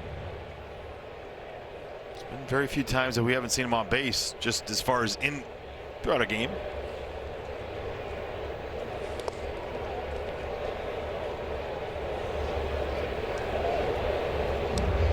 Strikeouts for Garcia against Misiorowski tonight. And usually a spot like this is where Curtis Mead would be hitting for him most likely. 4-0 game, I don't know. Maybe they would have given him a chance.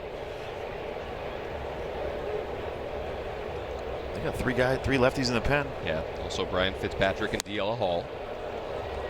And Garcia spoiling the sinker. Moving away.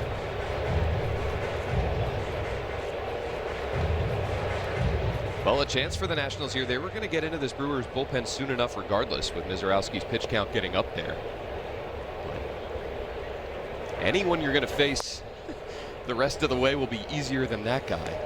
I guess. Look, again, he's filthy, but like this, you have a few guys that come out of that pen that are just as nasty. Maybe not the over 100.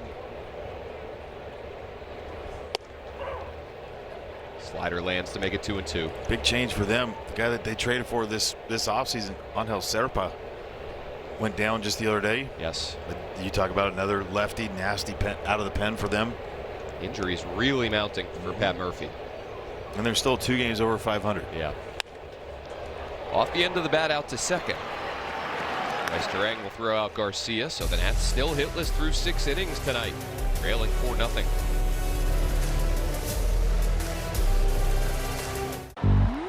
Now Nationals team. First game of this homestand, we're already looking ahead to our next one with back-to-back rivalries.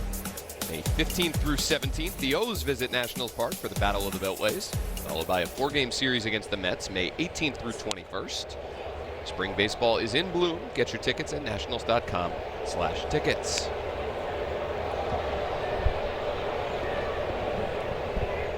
To the late innings. Nationals still trailing 4-0. So you know Perez out for a second inning of work. Face Bryce Turang, William Contreras, and Jake Bauer.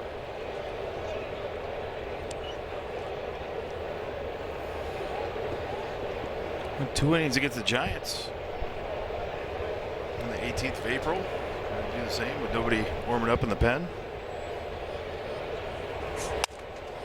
Busted bat. Oh. Ends up by the first base bag. Play made by Brady House over at the hot corner. So action at both corners there. One away, top 7. Good concentration right here by Brady. I mean, that ball was spinning like crazy. He's had 2 of those. Sal Frelick and Bryce Turang. Boomerang right next to Curtis Mead, huh?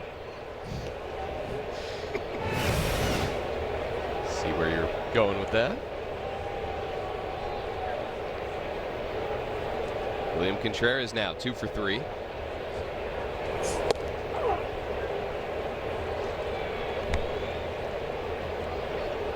Everybody warming in the Brewers bullpen, so Ashby will head back out for the bottom of the 7th.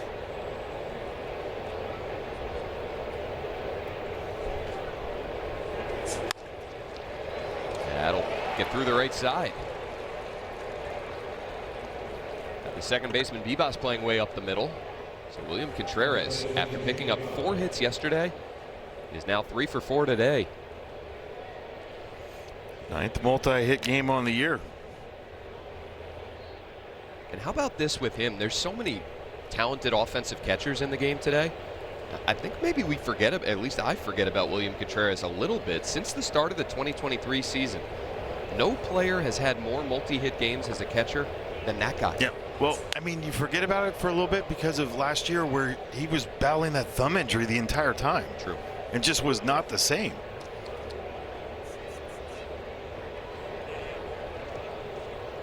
But what he was with the Braves and kind of just, I wouldn't say floundering there, but not getting a lot of playing time,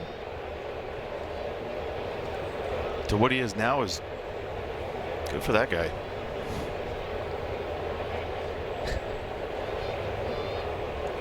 Averaged 19 home runs over the last 4 years, even with that injury last season. He was just talking. Did you see what he was doing? He was just showing like that jump out from Mizorowski. They were talking about it right there. Try catching that guy. Bowers with some new lumber. Ground ball left side. Perez picks it off. Throws to Abrams for 1. That's all they'll get. Bowers hustling down the line. A couple things on this play. Number one, you're playing over if you're Joey Vivas. There's no way. The patience and the great play by Cionel Perez on this, fantastic. Watch him use his eyes. Eyes kind of hesitate a little bit, but CJ did a great job. He was going after the ball real quick, but he got back in line, made sure, get one, and then the other. Just all in one motion. Great play. Unfortunately, you don't get the double play.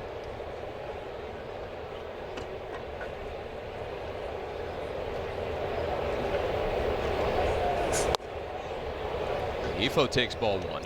I like how CJ set himself up like he was ready to throw when he stepped on the bag and made the exchange, and that a lot of things that are different. I think at first glance you assume that Perez might have just lollipopped that throw over there. He has to he did the think about leading his shortstop there. Well, he kind of like started to throw and goes, yeah. Nobody like home. slow-mo, like no. Renifo singles up the middle, so that'll put 2 on with 2 out. And the red hat Tyler Black coming to the plate.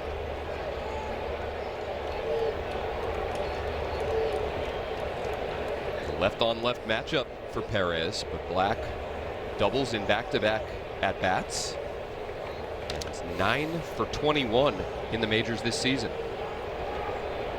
They're going to pinch hit for him.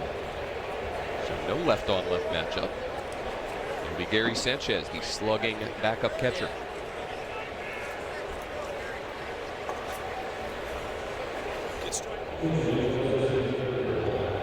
Slugging as in 5 homers, 61 at-bats. Gary Sanchez? That's right.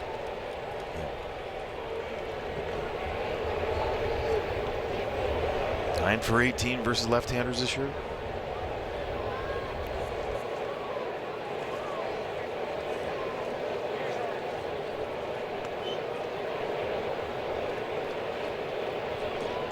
Bowers at second, Rengifo at first. Good pitch. Curveball gets the bottom of the zone, 0-1.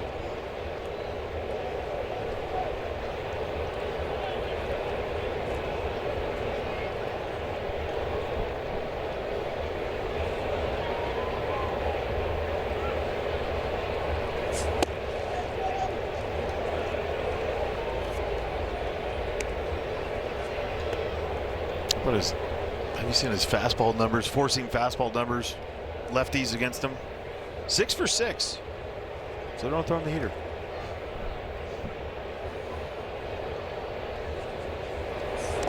They go off speed again. It skips away from Millis.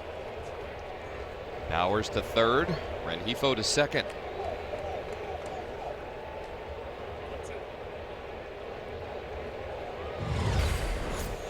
Has been a struggle for Drew Millis behind the plate as far as the blocking. And again, the curveball, if it's from a lefty, it's going to bounce back towards that first base side, and just didn't close up all the holes. The 1-2 fouled off. Sanchez had one of his 5 homers against the Nationals. Came off Cole Henry in that series at American Family Field.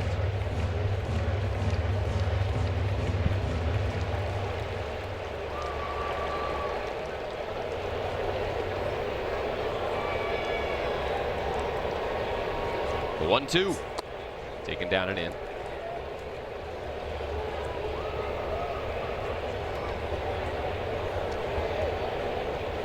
Getting reminded by the guy behind there holding his Sanchez Yankees jersey. He had a cool number with the Yankees. Yeah, he did. 24. Made 2 All-Star teams for them.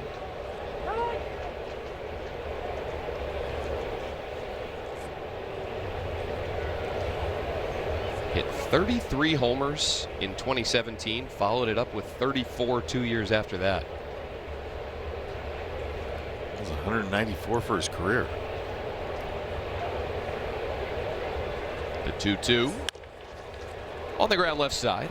Abrams will glove it, charge, and throw out Sanchez. So Cionel Perez strands 2 in scoring position. That's still in slam range as we stretch.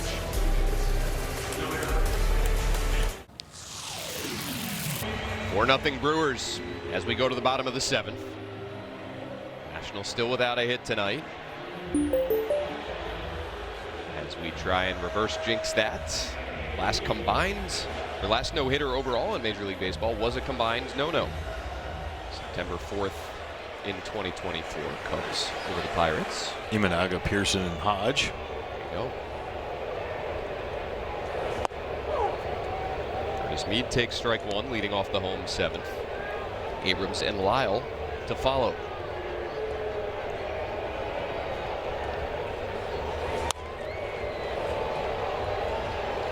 Well, trying to do something all night that they haven't done. Get a leadoff man on. That usually helps. Only base runners tonight. A 2-out Mead walk in the first inning. A 1-out Brady House walk in the second. And Mead a strikeout victim of Ashby here, leading off the 7th. That's oof.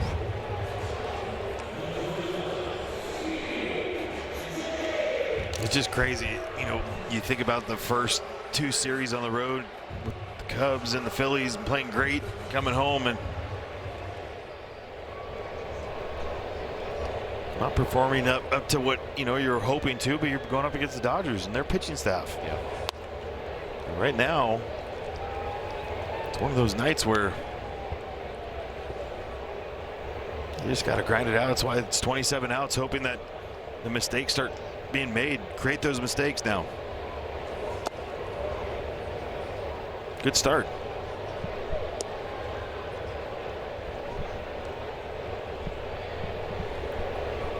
Brewers just announcing that Mizorowski left the game with a right hamstring cramp. So when he pointed to the trainer's leg, whew, I think, look, a literal and figurative sigh of relief. Yes.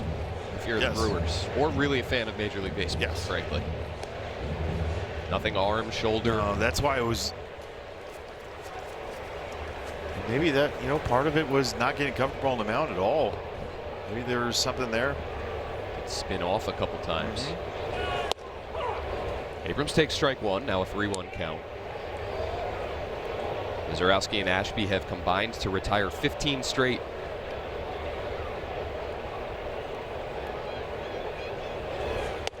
Not any longer. Abrams ducks away from the curveball inside. And a 1-out walk here in the 7th. That's how it started.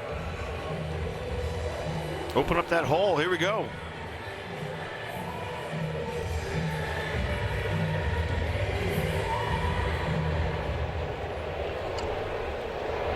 Dale Lyle, a strikeout and a line out.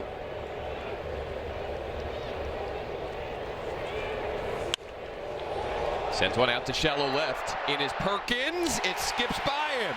Abrams will round second, go to third, and Dale Lyle into second with the Nationals' first hit of the ball game. An opposite field double for Dalen, and there's two in scoring position now with 1 out in the 7th. All Dalen needed was not Jacob Mizorowski. Sinker in on the hands. Great job getting him in tight. Great effort. The no-hitter intact. You got to try for it. CJ run with his eyes up. Nicely done. God, he's fun to just watch run. Both those guys. And making Victor Estevez stop him. Not assuming anything. Brady House now takes ball 1. House coming off a road trip where he only had 3 hits and 19 at-bats, but 2 of them were homers. He drove in 6, and he walked a couple of times. Ground ball left side. That'll bring in a run. Throw skips in, and it's picked by Bowers. Rengifo almost gave the Nationals a gift. His first baseman bailed him out. An RBI ground out for House, and it's 4-1. You almost felt like this was going to be a disaster from the beginning because it hits the cut. A great play by Jake Bowers. This is more on Bowers than it is Rengifo. Staying low, staying through it, get that big hop. What a great play by him. We're on the board. Here we go. Let's go, boys. And now a pinch hitter for Jorbit Bibas. It'll be the former Brewer, Joey Weimer.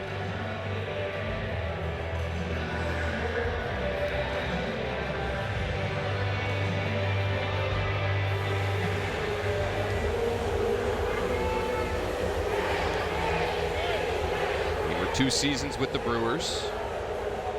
In total played 151 games for them.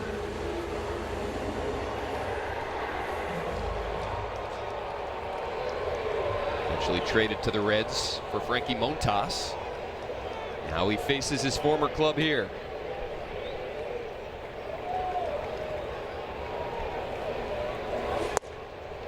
Takes ball 1.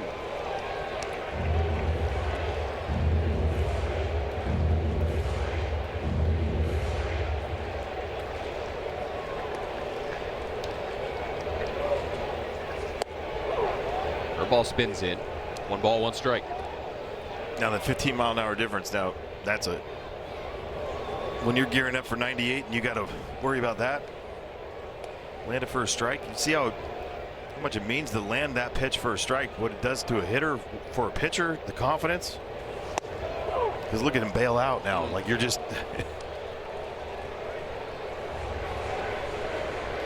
That was nasty with the 2-seamer to the outer edge. 1-2.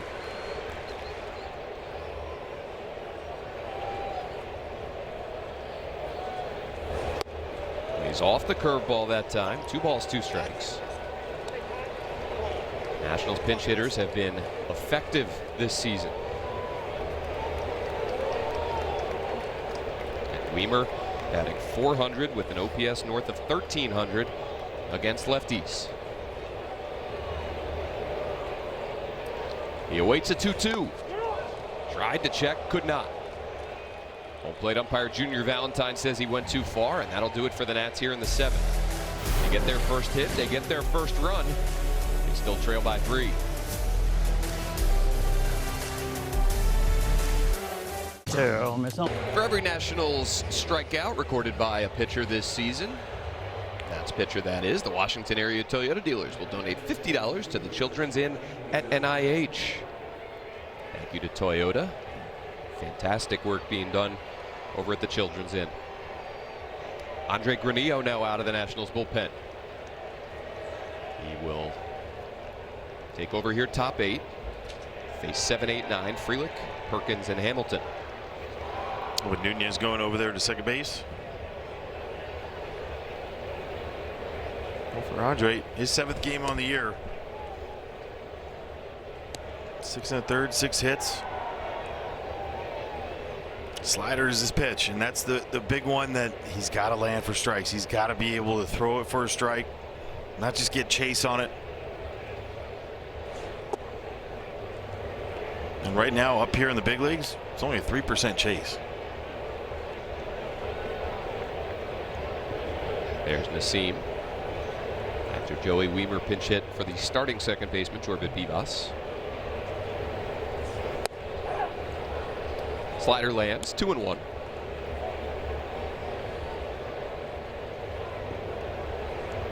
.32 pitches for Granillo in his most recent appearance in that series at New York.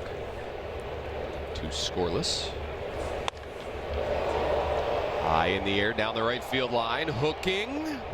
Foul.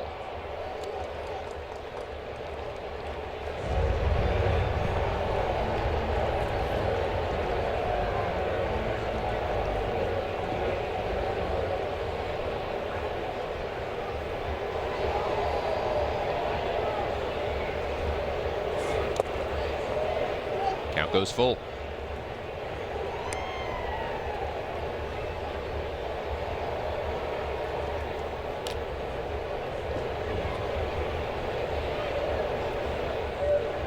Perkins on deck. David Hamilton behind him. Another one yanked down the line, foul. Just staying in hard.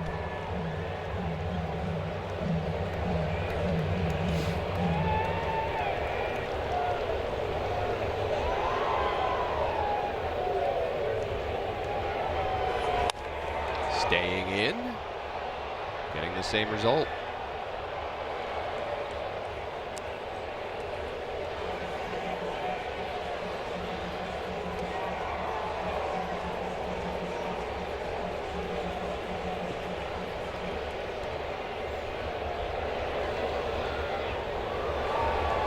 Another 3-2. That's the foul one. Left side. Trying to sneak one by him away. Just leaks up top of the zone, maybe a little bit up out of the zone.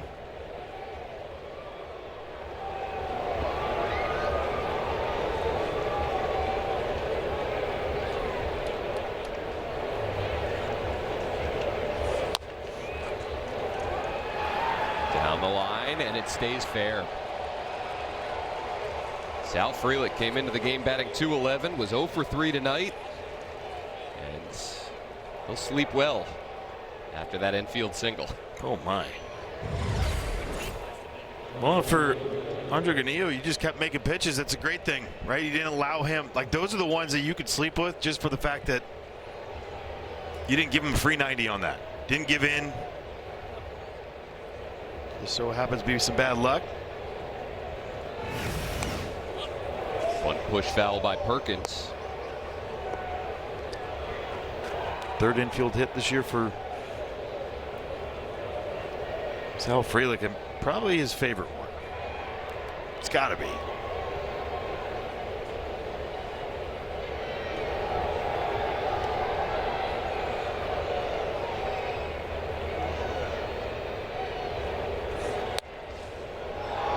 Is it me, or are we seeing so much more bunting It is in the not last you. couple weeks.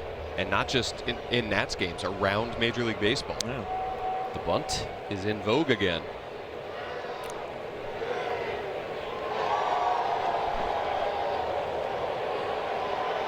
Perkins does not square this time. Grounds one out to second. Nunez can't field it cleanly. Everybody safe. See that so infrequently from Nasim Nunez. But an E4 will put 2 on with nobody out here, top 8. This one's unfortunate.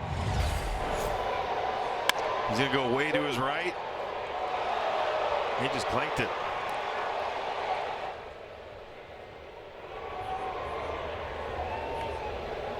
Kind of let it get deep on him instead of going out, continuing to stay through it.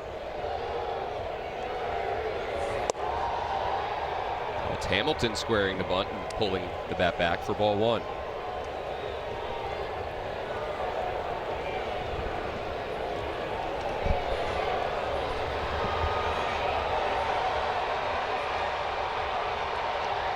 Got to try and keep it here if you're Andre Granillo in this Nats defense. Wheel play on. It's called ball 2 by Junior Valentine. The catcher's challenging the pitch.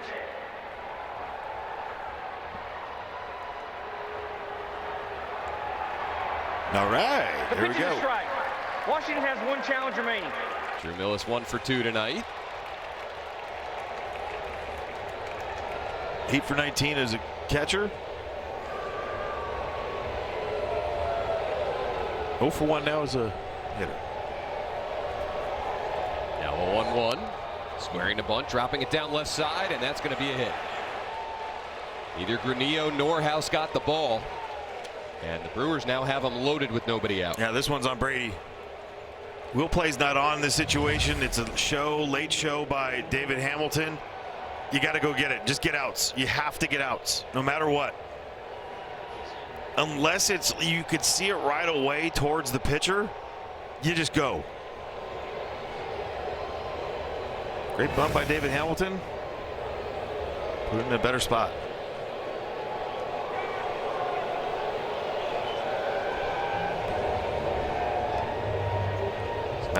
That's why you go to the third base side. That's why you try to make that that decision tough for a third baseman on that play, first and second. And after the Nationals got their first run of the game in the last half inning, Brewers trying to answer right back and maybe put this thing away. Top of the order, Garrett Mitchell.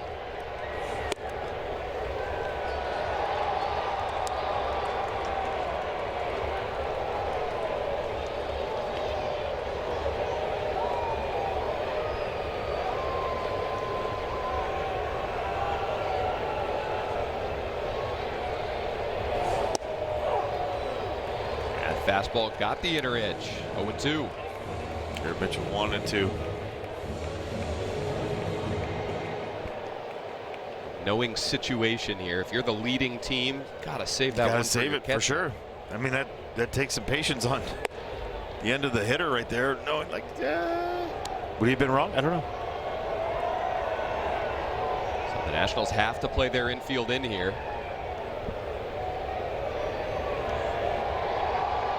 Look at third, Perkins at second, Hamilton at first. Good speed all the way around. Fouled off left side.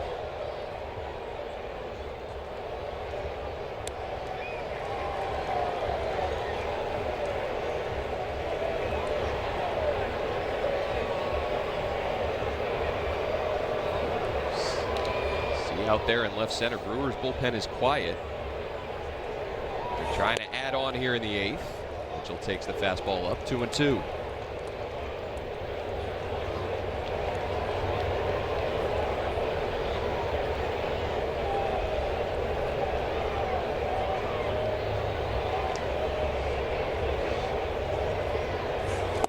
Got him. Slider buried down and in. And a huge first out for Andre Granillo. Oh, huge strikeout right here for Andre. Get the crowd into it. Like, that's exciting right there.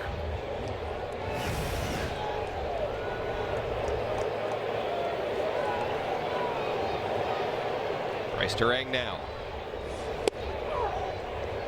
Slider lands, 0-1.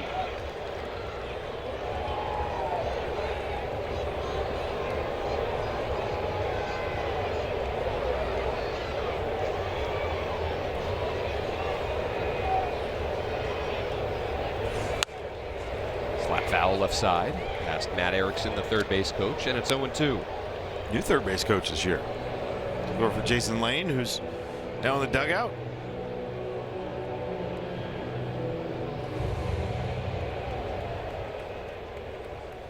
Let's check out his location down there. Is he within the box? Oh yeah, he's got the. I got the zapper on him today.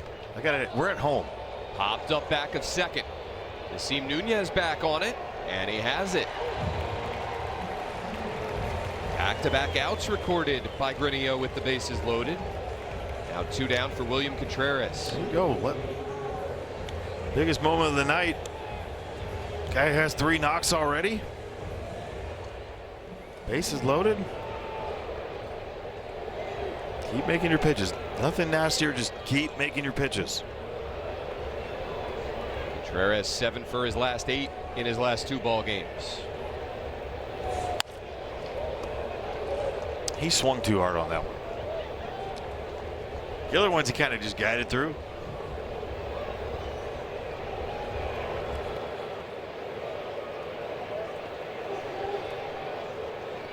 Granillo trying to pitch the Nationals out of an enormous jam here in the 8th. Give him a chance with 6 outs with which to work.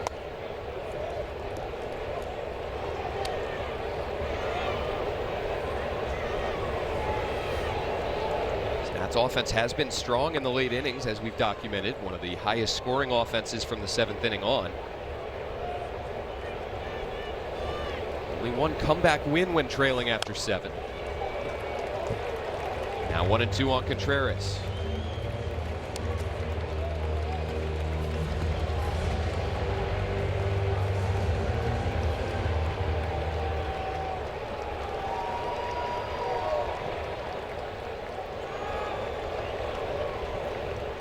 Granillo ready with a 1-2. That's through the right side. Scoring is Frelick. To the plate comes Perkins. He's in standing up. And the Brewers answer.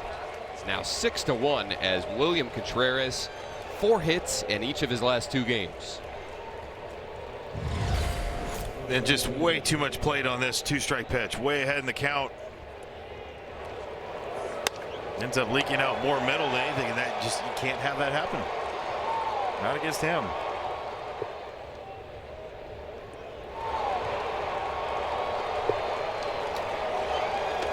So an infield single by Frelick that just stayed fair down the third base line. Then an E4 and then a bunt, which was not fielded by House or Granillo. And William Contreras making the Nationals pay.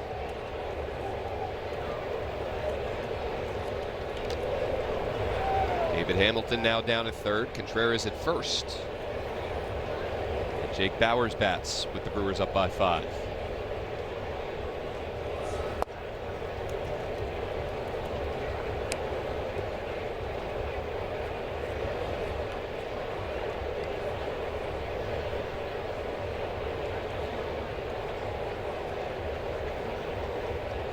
Pitch.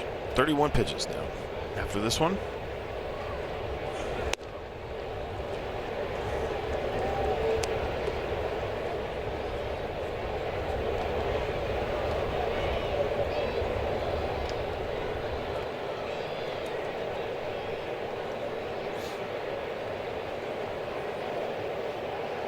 Granillo's 2-1. Their slider misses. 3 balls, 1 strike.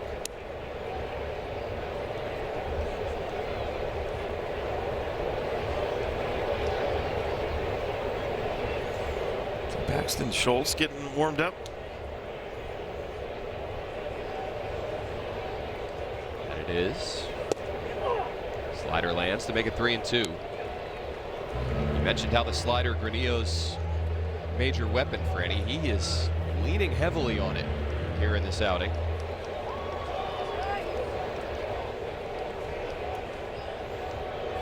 He's thrown 4 of them in 5 pitches thrown to Bauer. Now Bowers awaits a 3-2.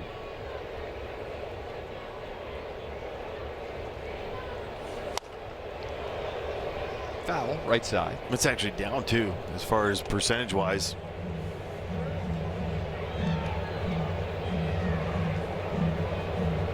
The problem is, like, if that's your pitch and they're not chasing it,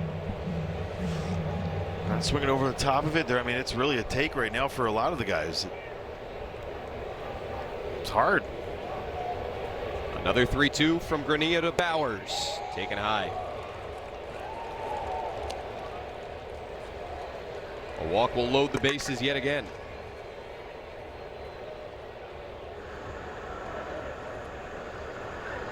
Here's Paxton Schultz getting warm in a hurry.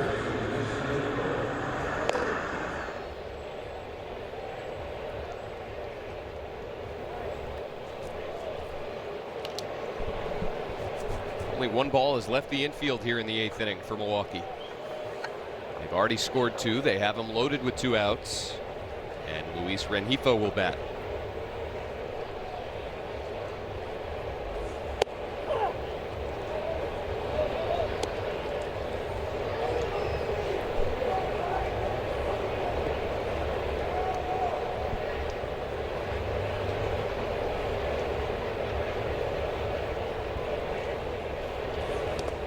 Spiked changeup blocked by Millis. 1-1. Well, nice job by Drew on this one. It's been a tough night. Got over there right off. I mean, he has taken some hits the last couple games. Yep. That one right off the palm.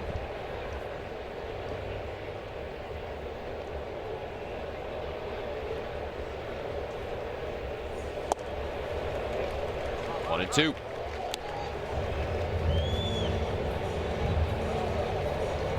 Now with the Brewers having extended their lead, there's some action in their bullpen.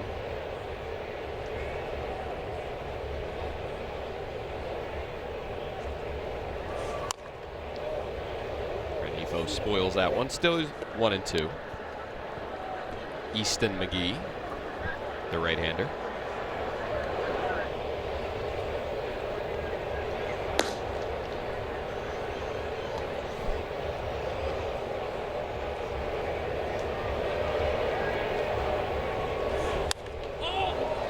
High in the air out to shallow center. Abrams back, called off by his center fielder Young. The Brewers add to their lead. Advantage now 5 as we go to the bottom of the 8th.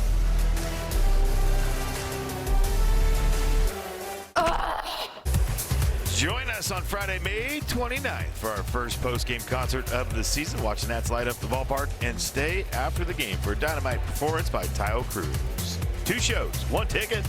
Head to nationals.com/summer concerts. Brewers up by 5 here. Willis will bat leading off the bottom of the 8th. Still Ashby out there for the Brewers. It's his first appearance since April 26th, so he's rested and they are leaning on him. Bullpen got heavy work yesterday after Brandon Woodruff came out after just an inning in the 3rd.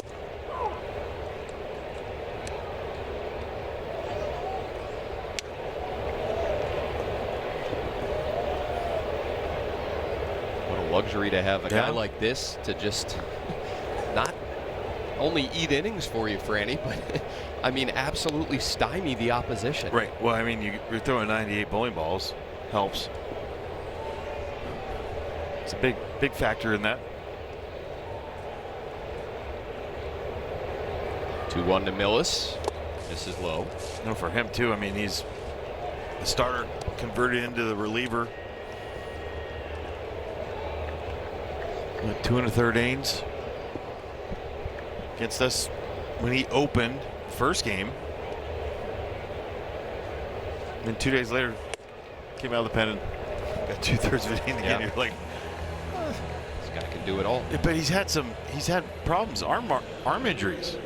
It's just crazy that he's able and capable of doing that still, and they allow it. He walks Millis leading off the 8th. So Drew aboard for the first time tonight. And Jacob Young now will bat with one on and nobody out.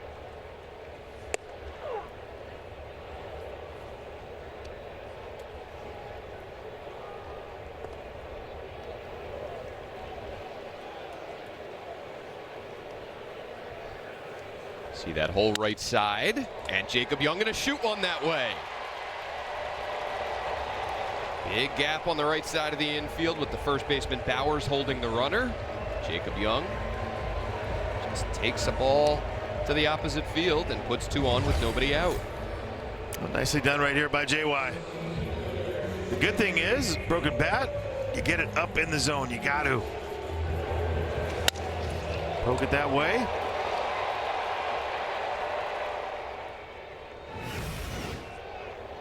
Two on for James Wood. Takes a fastball up.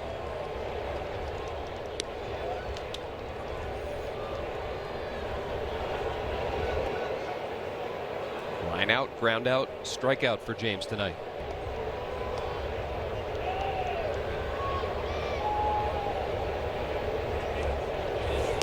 You never know how this inning goes, but I mean, you just think about getting a shutdown inning.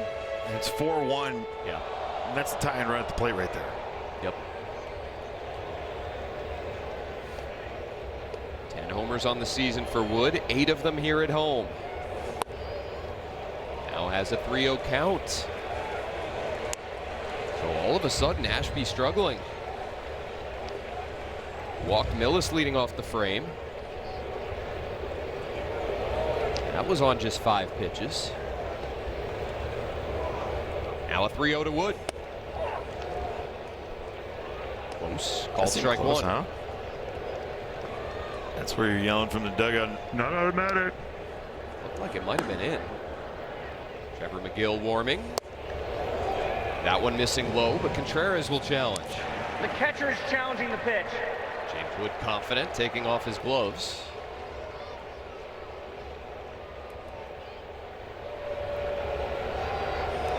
The pitch is a strike. Milwaukee has one challenge remaining. Contreras wins that one and keeps the at-bat alive.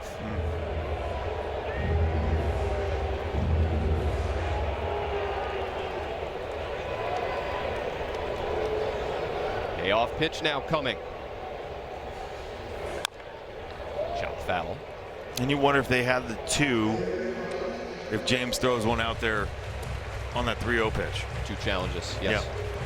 But because that was used earlier in the game, I mean, it's hard to.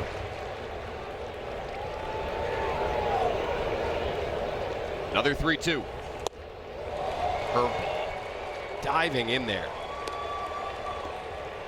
And a big first out for Ashby in the 8th. If James doesn't get an opportunity to get up again, I mean, he had 6 straight games with a walk at least. 8 of the last 9. Another curveball is to Garcia. He'll get the sure out at first. Millis to third, Young to second. Now 2 away. Boy, what could have been perhaps if that 3-0 pitch was called a ball by Junior Valentine. Instead, now 2 away. Right, I mean, if it was called a ball, but you also think about if James pulled the trigger on it, right? I mean, there's multiple ways to look at it now, and that's the whole point of the ABS challenge system is like, where you at that? I don't know, challenge me.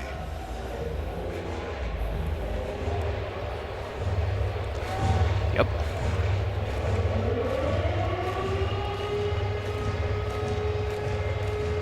So 2 in scoring position now for Curtis Mead. 0 for 3 so far tonight. Sorry, 0 for 2 with a walk. Busted bat. A roll foul.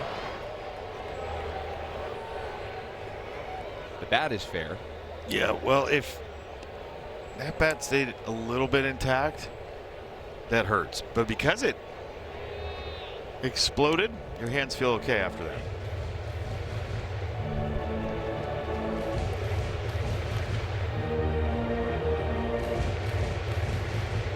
How many game-ready bats do guys have in the bat rack?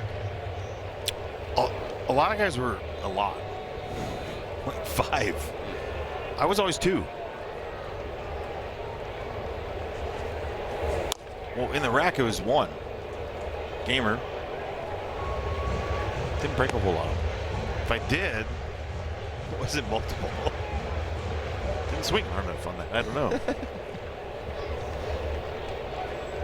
Need in an 0-2 hole.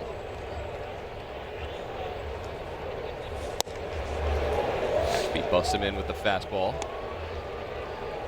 The 98s to a 103 tonight by the Brewers pitchers are just absurd. And a lot of it had to be with the 98-mile-an-hour sliders that Mizorowski was throwing too.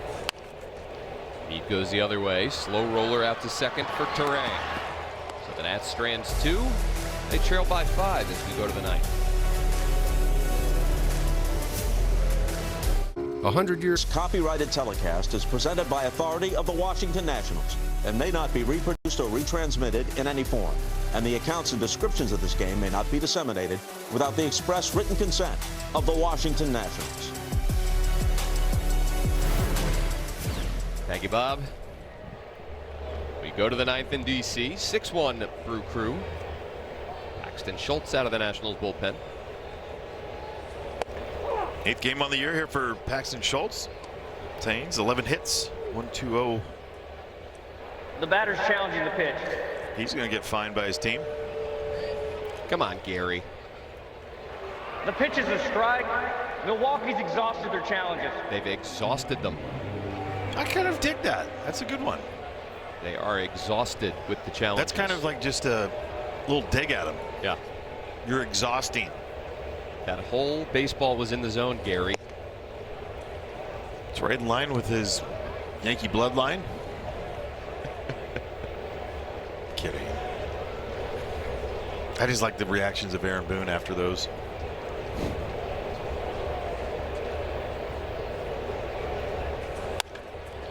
One and 2 now on Sanchez. Yeah, for Paxton, I mean, it's a lot of cutters, 4-seamers.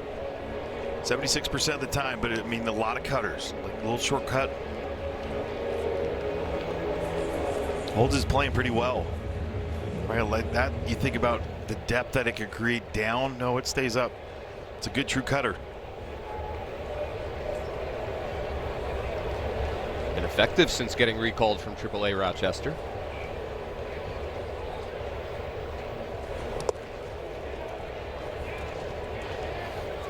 Their now. Blues are new this year on the road, aren't they? The baby Blues for them? Honestly, it's hard for me to keep track. So many teams now are going to these baby Blues at home, on the road. The darker baby blue is a good one. I like it.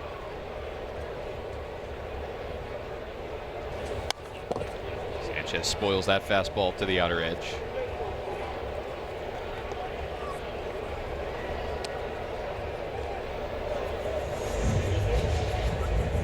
Schultz got 13 appearances for the Blue Jays last year.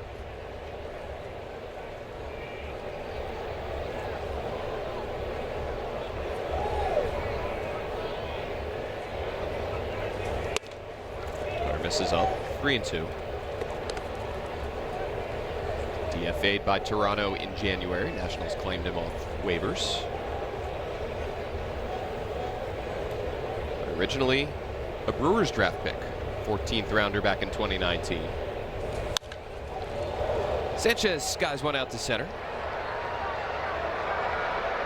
And there's out number 1.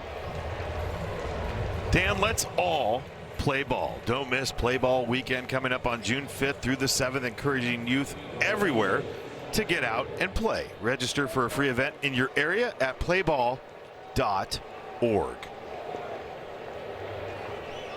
Play ball.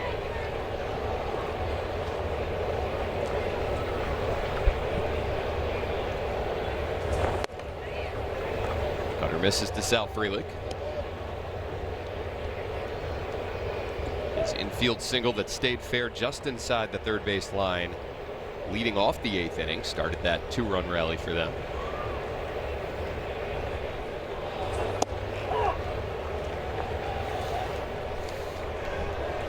It's crazy how bloop hits, broken bat hits, hits like that where just jam shot, just go, or really can start a rally for no other reason other than just getting on base. Put the ball in play, good things will happen. That's what this Brewers team has done over the last couple seasons. I feel like that's why, through all the injuries that they've had, and they've sustained them and not been able to hit homers and do all that. It's just by, look, play baseball. If you play the same way all the time, grind out at bats, fight with 2 strikes. Schultz picks off the grounder. You have a guy that throws 102, helps. Yeah. You know, there's so many variables to it. They've built this thing in the smallest media market in the country because they have standards. You live up to it and you play for that guy.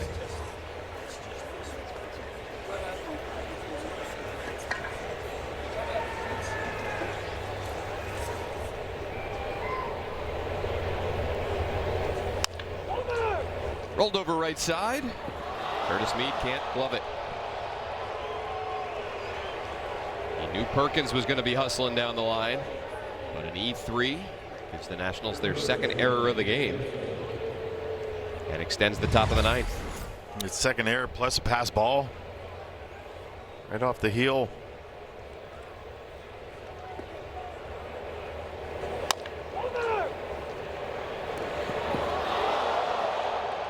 It's unfortunate. It just hits the grass right before. It might have deadened that ball just to get that extra hop instead of getting there. He had a good read on it from the beginning. Just didn't execute it at the end. Now line drive out to right. That'll fall for Hamilton. Going to 3rd is Perkins. Inning could have been over. Now they're at the corners for Milwaukee with 2 down. Did you see him break his bat right there? Watch as he swings. It snaps, and then he jumped over it. I'll be telling the fellas right there, yep, my back is that big. My bad. So the E3, then a busted bat, soft line drive. Turns the lineup over to Garrett Mitchell. Runner goes from first. Millis will throw through. And slamming on the brakes is Perkins. And Perkins forced that. It was just a straight steal, but I feel like Perkins just took that extra step for CJ to honor it and maybe allow David Hamilton to slide underneath it. Smart play. Yep.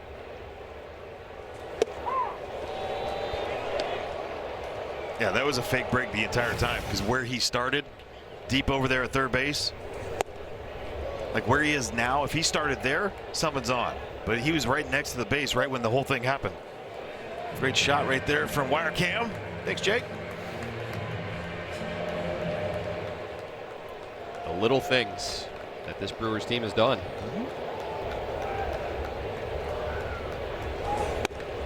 And this is what the Nats did to them. Yes. In Milwaukee, it was they flipped the script on them.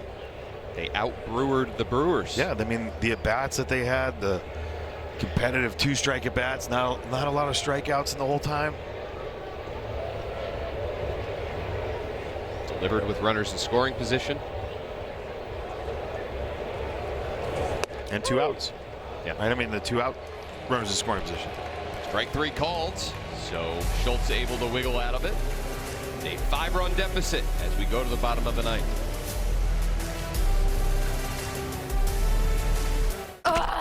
Hot tub's busted. You knew 6-12-0 Milwaukee. 1-2-2 Washington. That's at risk of dropping another game at home. They'll face Easton McGee, bottom 9, trailing by 5. Well, his 2nd game on the season here for Easton McGee. Gave up a base runner on it. No big deal. In it till the end.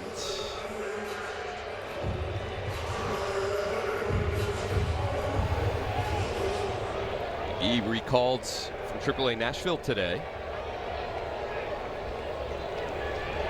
He's with Milwaukee for 6 games, or rather 6 days earlier this season.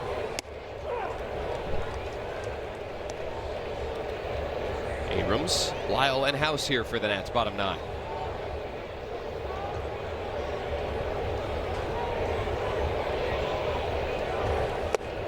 Checks off the curveball, 1-1.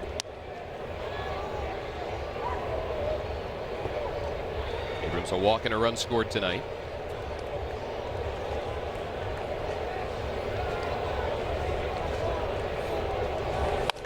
Pulls this one foul down the line. 1-2.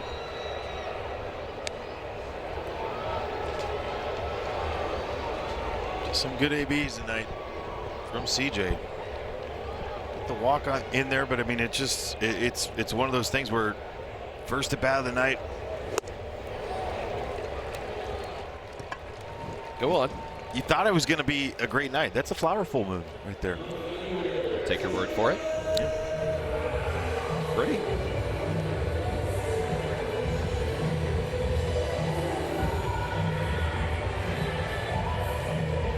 So one away for Dalen Lyle. He has one of the Nationals' 2 hits tonight.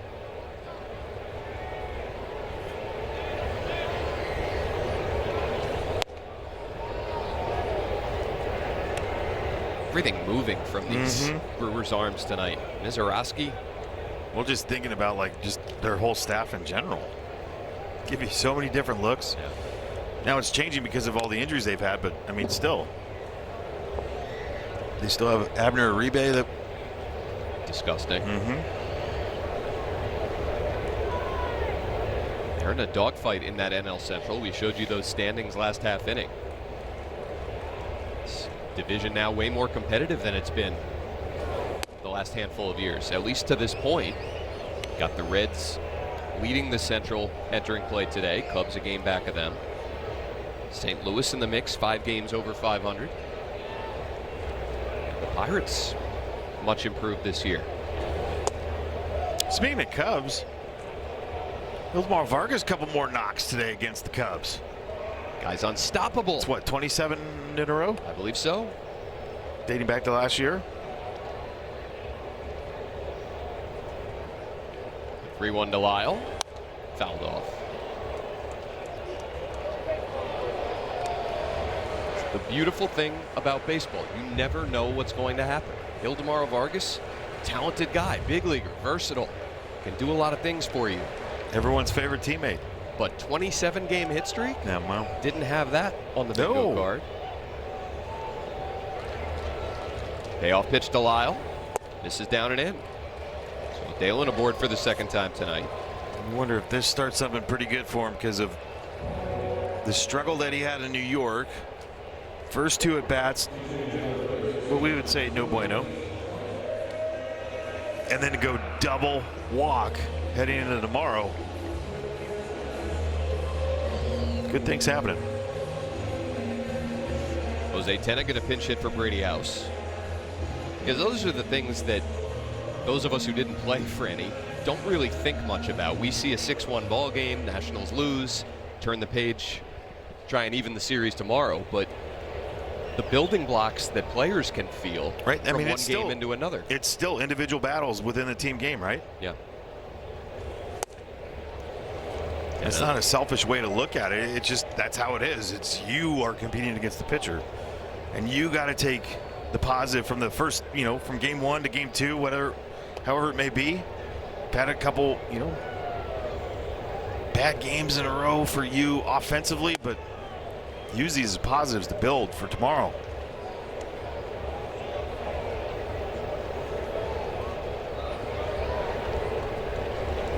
Tena a pinch hit homer at Chicago on the last road trip. Fouls this one off left side. I was hoping there's going to be more tonight as far as, good offense and a good game just in general based on you didn't come off of a great road trip and have a day off, right? You're right into it going up against a good Brewers team. Count goes even 2-2. At a minimum here, they've gotten Abner Uribe up, forcing him to waste some bullets at a very minimum. Grounder over to second. This could do it. 4-6-3 turned by the Brewers, and this ball game is over. Milwaukee picks up a 6-1 win in game 1 of this series. Nationals held to just 2 hits. Nationals are going to challenge this, actually. Yeah, let's. Oh, we got everyone out of the dugout. Yeah, entire Brewers team on the field. Washington is challenging the out at second and first. If you're going to challenge one, you might as well challenge both. It's a free challenge on the other side. You have to do it. Why? What's wrong with it? You know, if you do or you don't.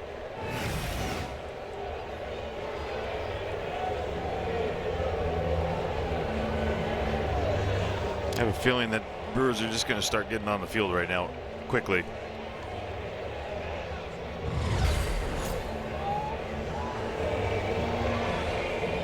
Nothing doing there at second. It sure looks like they got 10 at first.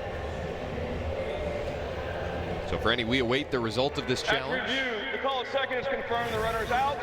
The call at first is confirmed, the runner's out. There we go. Ball game. So the Nationals fall to 3-11 at home this season. They fall back to 3 games under 500 overall at 15-18. And the Brewers have taken their first game this season against the Nats. 6-1 our final score. Milwaukee takes it. Alexa Dat next with National Postgame.